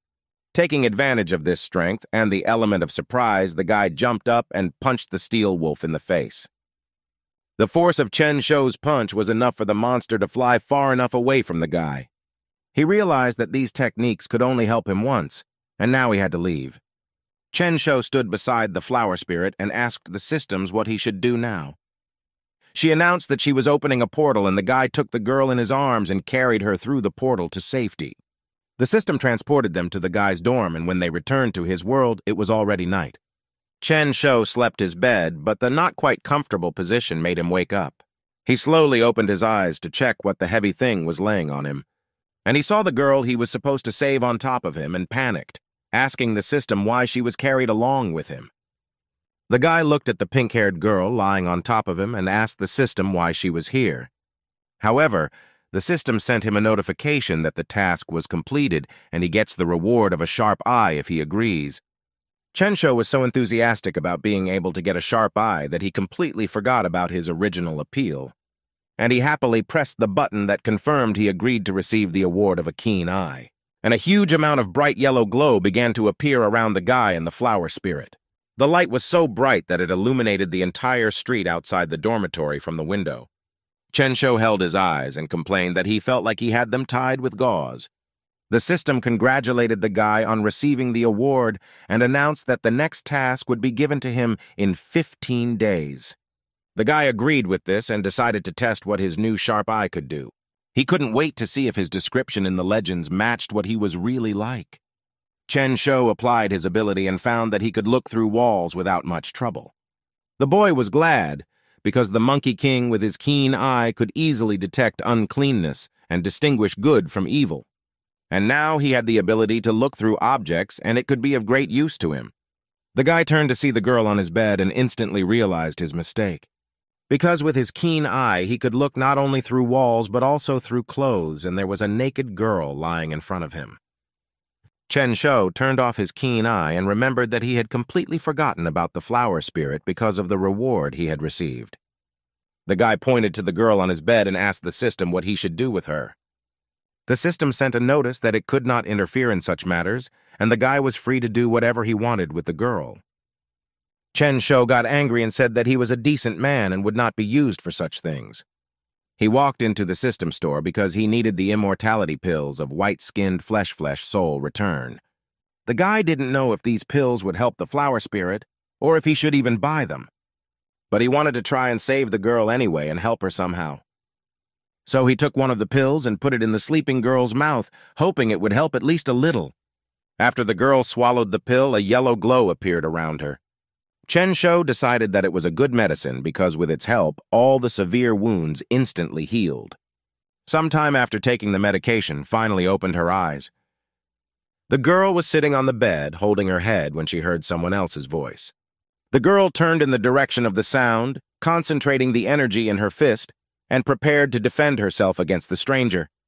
However, the guy asked her not to use her powers and told her that he was not her enemy, but instead saved her and gave her the cure. Flower Spirit changed her mind about attacking and asked what this place was and why she was here. Chen Shou told her who he was and that he traveled to different worlds, and that he had accidentally stumbled upon her when he was wandering around. He told the girl that the world they were in now was called Planet Earth, and this is where he lived. The Flower Spirit said her name was Mallow, She sat in front of the boy on her knees and said she was very grateful for the rescue. Chen-sho felt very uncomfortable with the girl in front of him in such a pose. The boy wondered if the mallow had always lived in the forest, so he asked her about it. She told me that she had lived there for as long as she could remember, but then a wolf came along and hurt her. She was angry because he couldn't overpower her before and had stopped her from leveling up a couple days ago. Otherwise, she would have gotten back at him. Malva rushed to hug the guy and said that it was very good that Chen-sho was there in time and was able to save her. Otherwise, that big one would have swatted her by now and they would never have met. The city quietly lived its usual life. The day was sunny and quite warm. The secretary told me that they had never found the girl in the picture, even though they had searched all over the country. The girl assumed that Photoshop had been used to create the photo, and He Bingshu scrutinized the photo, after which she said it was impossible since temperament cannot be faked unlike the face. Miss He was sure that the girl from the picture Chen-sho had given her existed in reality. Therefore, the girl asked her secretary to organize a detailed study of Chen-sho's surroundings. He Bingshu sat in her chair and thought that she just had to find the girl if she existed. Malva ran over to the tripod the camera was mounted on and asked Chen-sho what it was. The guy explained that it's a video camera he uses for filming and it can capture any event. After pulling out his phone and saying that it was also suitable for filming and in some ways even more convenient, Malva listened intently, then asked the guy with a smile if he could capture her. Chen-sho happily agreed and thought that he was very lucky and could make a popular video again. The guy walked up to the girl and showed her his phone screen so she could see what he was filming earlier. Chen-sho showed a video of the moon goddess, but the girl was more interested in the mysterious rectangle in his hands. Malva asked why the girl, trapped in a small box, was laughing joyfully, and the boy realized that the girl did not understand the meaning of the word filmed. Afterward, the girl also started laughing and said that there were so many interesting things here that she didn't want to go back to her world. Chen-sho became serious and told the girl that she would have to go back anyway. Malva got upset and said that the flow of chi in her body was disrupted, and once she returned, the steel wolf would kill her. She grabbed the guy's hand and began to beg Chen-sho to leave her in this world for a while. The guy looked at the girl and thought that the girl wanted to stay here and share a room with him. Malva began to look even sadder and asked if he wouldn't take pity on her and send her to certain death. Chen-sho closed his eyes and swallowed heavily. He tried his best not to give in to the girl's entreaties. Malva let go of the guy's hand and turned away from him. She said the guy could take her back. And then she started crying and saying that no one cared about her and no one cared about her. And Chen-sho immediately let her stay. Malva's mood immediately improved and she ran towards the guy. Chen-sho watched this and felt as if he had been tricked. The girl was happily running around the room, and Chen-sho was thinking about the fact that Malva would need to find a place to live. But then he remembered that the girl was from another world and shouldn't be left alone without supervision. At that moment, Malva spoke up from the bathroom. She familiarized herself with the faucet and shouted that the water could be controlled. Chen-sho opened the bathroom door and started telling the girl that it was getting late and it was time to go to bed. But then he saw Malva, and his whole face turned very red and the boy felt embarrassed. The girl was sitting on the floor of the shower room with a shower head in her hands. Malva was wearing only a wet t-shirt. She saw the guy standing on the doorstep and smiled broadly at him. Then she asked him if he wanted to go swimming together. Chen-sho refused the offer and mentally tried to calm himself down. He told himself that the girl was from another world, and so she doesn't understand anything, and Malva followed the guy and didn't understand what was happening to him. Chen-sho didn't look at the girl and handed her some dry clothes. He asked Malva to change her clothes so that she wouldn't get sick. The girl took the dry clothes from the boy's hands and looked at them carefully. Then Malva used her powers and was surrounded by black butterflies and water droplets. Then she turned to Chen-sho, pointed at herself, and said that her clothes were now dry. The guy said that in the human world, it's best not to go outside the building and such things. He said he would buy her new clothes tomorrow, and the girl happily agreed and promised to be obedient. He Bingshu walked down the corridor of Dongfang groups and thought back to the last meeting she had been to. The girl was saying that there's a press conference for international goods next month, and they should be releasing a new product. Because otherwise all the company's shares will fall and investors will leave for competitors. One of the men was alarmed and said they had researched every possible product recipe and needed a new one. He said it was impossible to invent a new recipe in just a month. And Miss... He frowned. A co-worker met a gloomy girl in the hallway and asked her if everything was okay. Bing-Shu held out a pill to the man and asked him to analyze its composition if he had time. Mr. Tan took the pill and asked what it was, and the girl told him that according to her friend, the pill would keep her young. The man agreed and looked at the departing Miss He and realized that she was at an impasse. Bing-Shu was very worried and thought she was stupid for giving the man a pacifier, but it was worth checking out. Because if there's something in it, girls all over the world will start fanaticizing about Dongfang Group's products. Outside, someone called out loudly to Chen Shou. Malva pointed to the grill and said they cook lamb kebabs there, which smelled really good. She really wanted to try it, but the guy talked her into buying clothes first and then eating. The girl got upset and started to persuade him to eat now, but Chen Shou was determined to buy clothes first. So they soon found themselves in a women's clothing store, which was attracted by the variety of things. Malva held the pink dress with hearts at the collar in her hands and asked Chen Shou if it was beautiful. The guy smiled and said that it wasn't bad. Behind was Wang Shui and her friend, who noticed the couple. Chen Shou told Malva to go to the locker room and try on the outfits she chose there. The friend pointed at Chen Shou and asked Wang Shui to look over there. The blonde turned around and really saw her ex. The girl said that she didn't think Chen Shou preferred younger girls but his companion. However, Wang Shui didn't listen to her and walked angrily towards the guy. Her friend saw this and asked her to wait for her. They walked up to Chen Shou and the blonde haughtily greeted the guy, calling him her former subservient boyfriend. Chen Shou turned to Wang Shui and said that his mercurial ex was standing in front of him. The blonde said she didn't think the guy had such disgusting taste, and asked how he was able to choose such a cheap store. Her friend added that he wouldn't have enough money for clothes even at this store because the cheapest one cost 50,000. Chen Shou did not respond to the girl's sarcastic remarks, and this made Wang Shui very angry.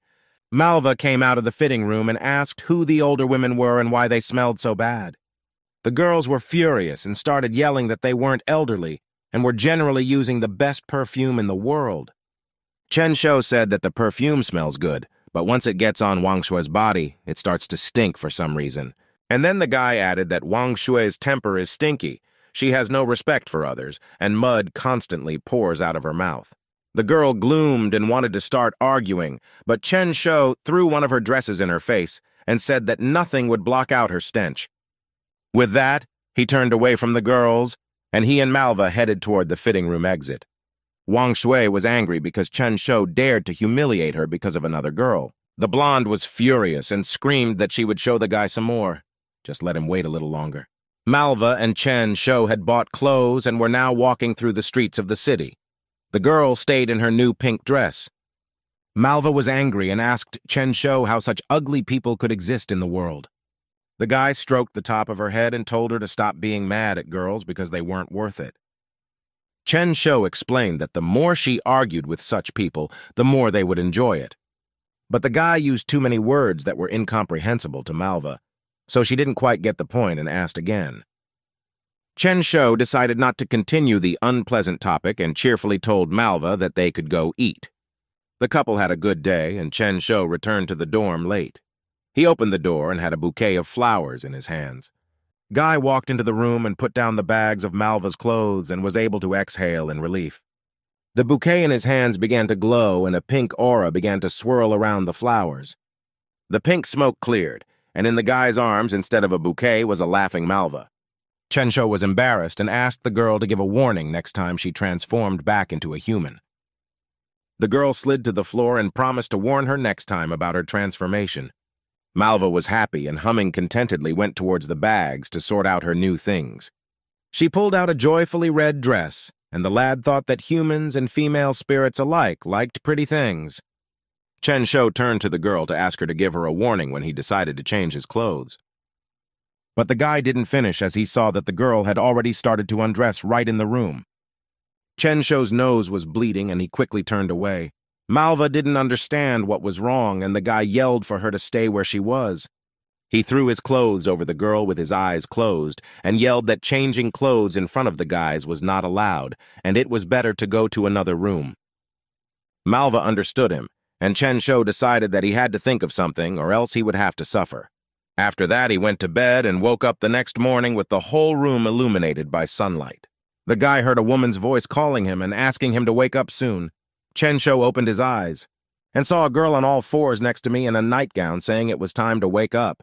Chen-Shou jumped up and started to ask loudly and nervously if the girl was not shy and afraid of him at all.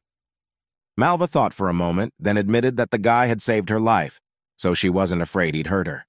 Chen-Shou decided that spirits didn't understand anything about such things, and Malva didn't even know what he was talking about.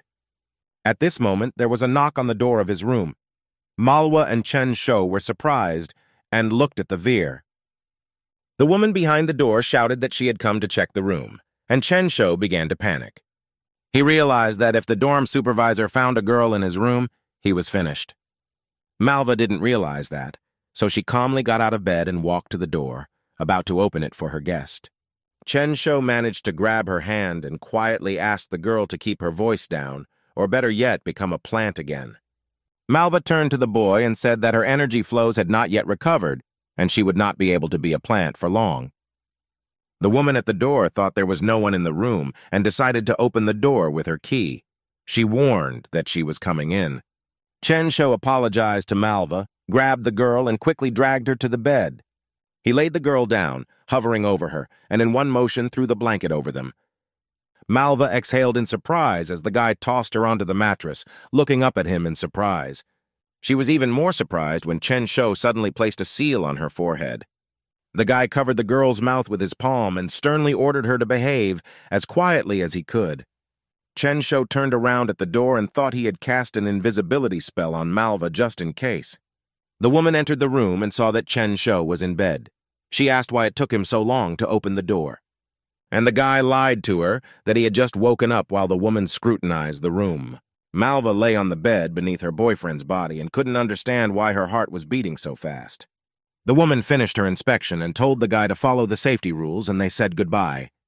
The door closed and Chen-Shou and Malva were left alone in the room again. The boy jumped up from the bed and exhaled a sigh of relief. He was glad they hadn't gotten caught. Chen-Shou used his strength to remove the invisibility spell from the girl, and the seal that was glued to Malva's face glowed and then disappeared. The girl was lying on the bed, her nightie was pulled up, and the straps were falling off her shoulders, and she looked disheveled. Malva was also sweating, so Chen-Shou turned away and handed the girl a change of clothes so she wouldn't catch cold. But Malva said she wouldn't catch a cold because she was very hot under the blanket. Chen-Shou fell face down into the mattress and shouted that he had asked for a change of clothes, while he himself was alarmed by the sight of the girl.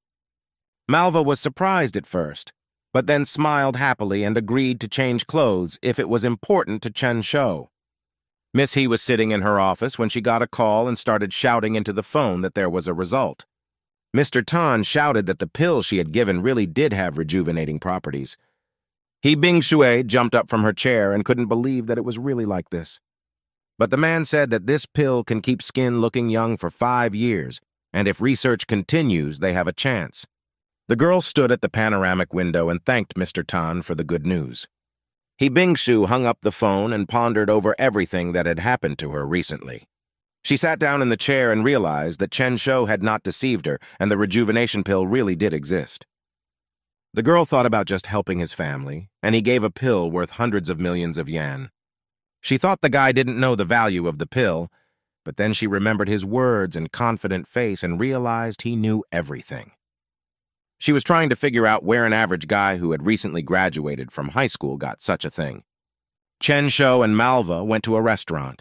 There were many different foods on their table, and a guy was sitting on his phone.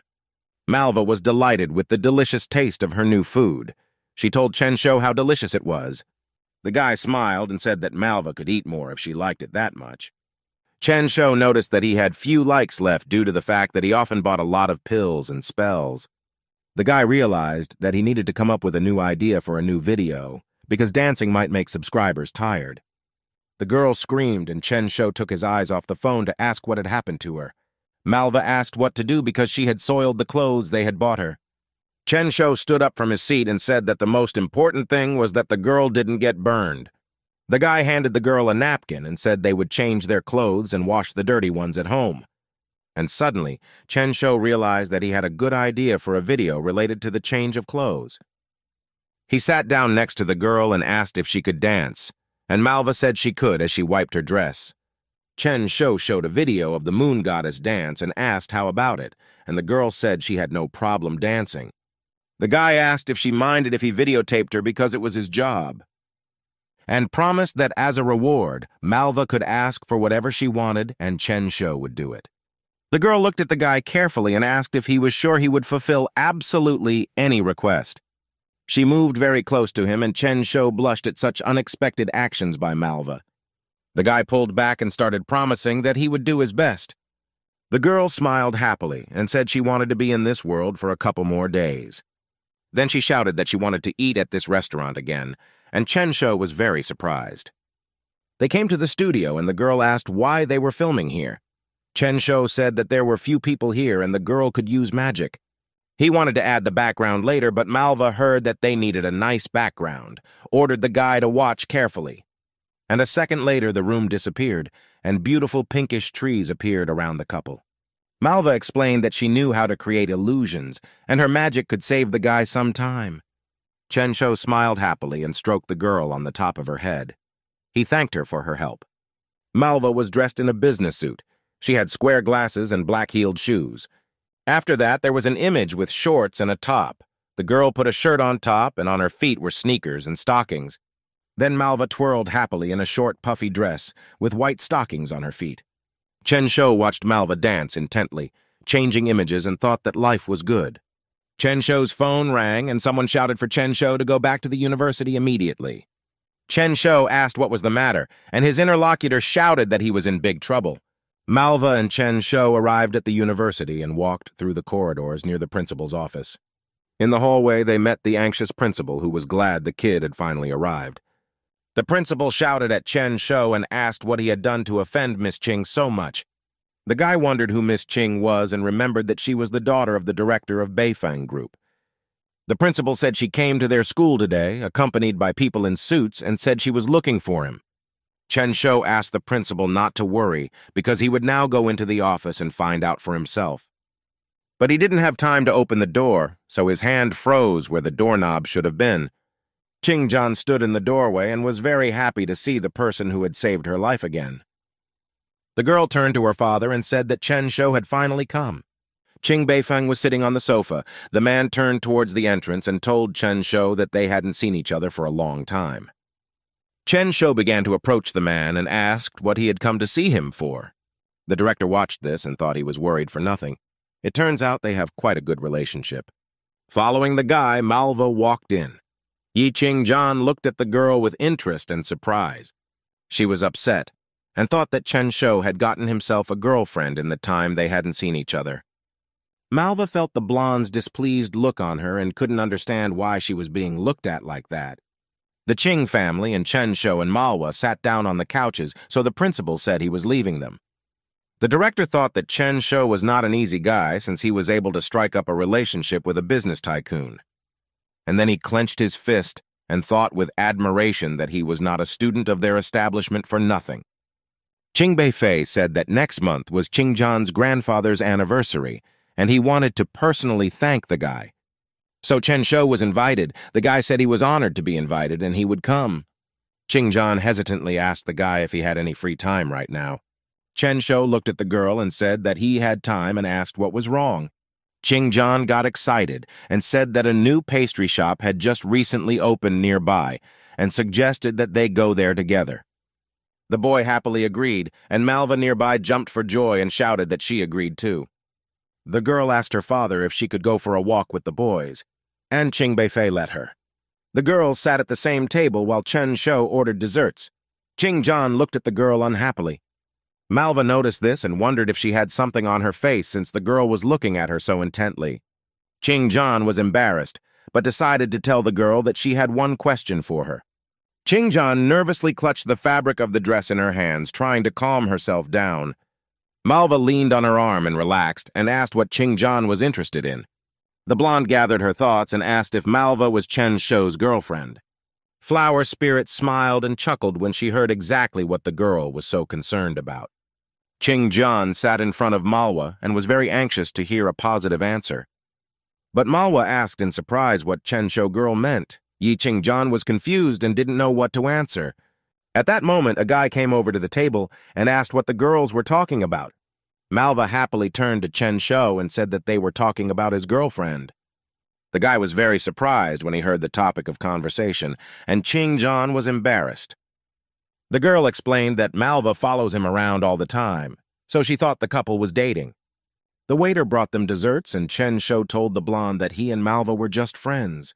The girl was glad they were just friends and thought that if that was the case, she still had a chance. Malva ate cake and told me that the guy saved her life, so he became her best friend. Ching-jan rejoiced and shouted that Chen Shou had saved her life as well. The blonde said she had been seriously ill since childhood and would have died by now if not for her boyfriend. Guy didn't think that girls from different worlds would find common ground so quickly when he Bing-shu called him. He left the girls laughing and talking and stepped back to answer the phone. The girl asked if Chen Shou had any free time tomorrow afternoon. The guy went outside and stopped near the cafe.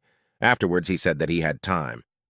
He Bing-shui was in her office and said that in that case, she wanted to meet a guy at Dongfang Group Company. Chen Shou remembered that he wanted to ask Miss He if she could help him with something else. The girl asked what he needed help with, and the guy asked if she knew any realtors. Chen Shou wanted to buy 2 apartments, one near the center for his parents and one farther away for him. He said that he would soon graduate from university and would have to leave the dormitory and would like to provide his parents with good conditions. He Bing-shu said she would help him find apartments, but she wondered where he got the money from.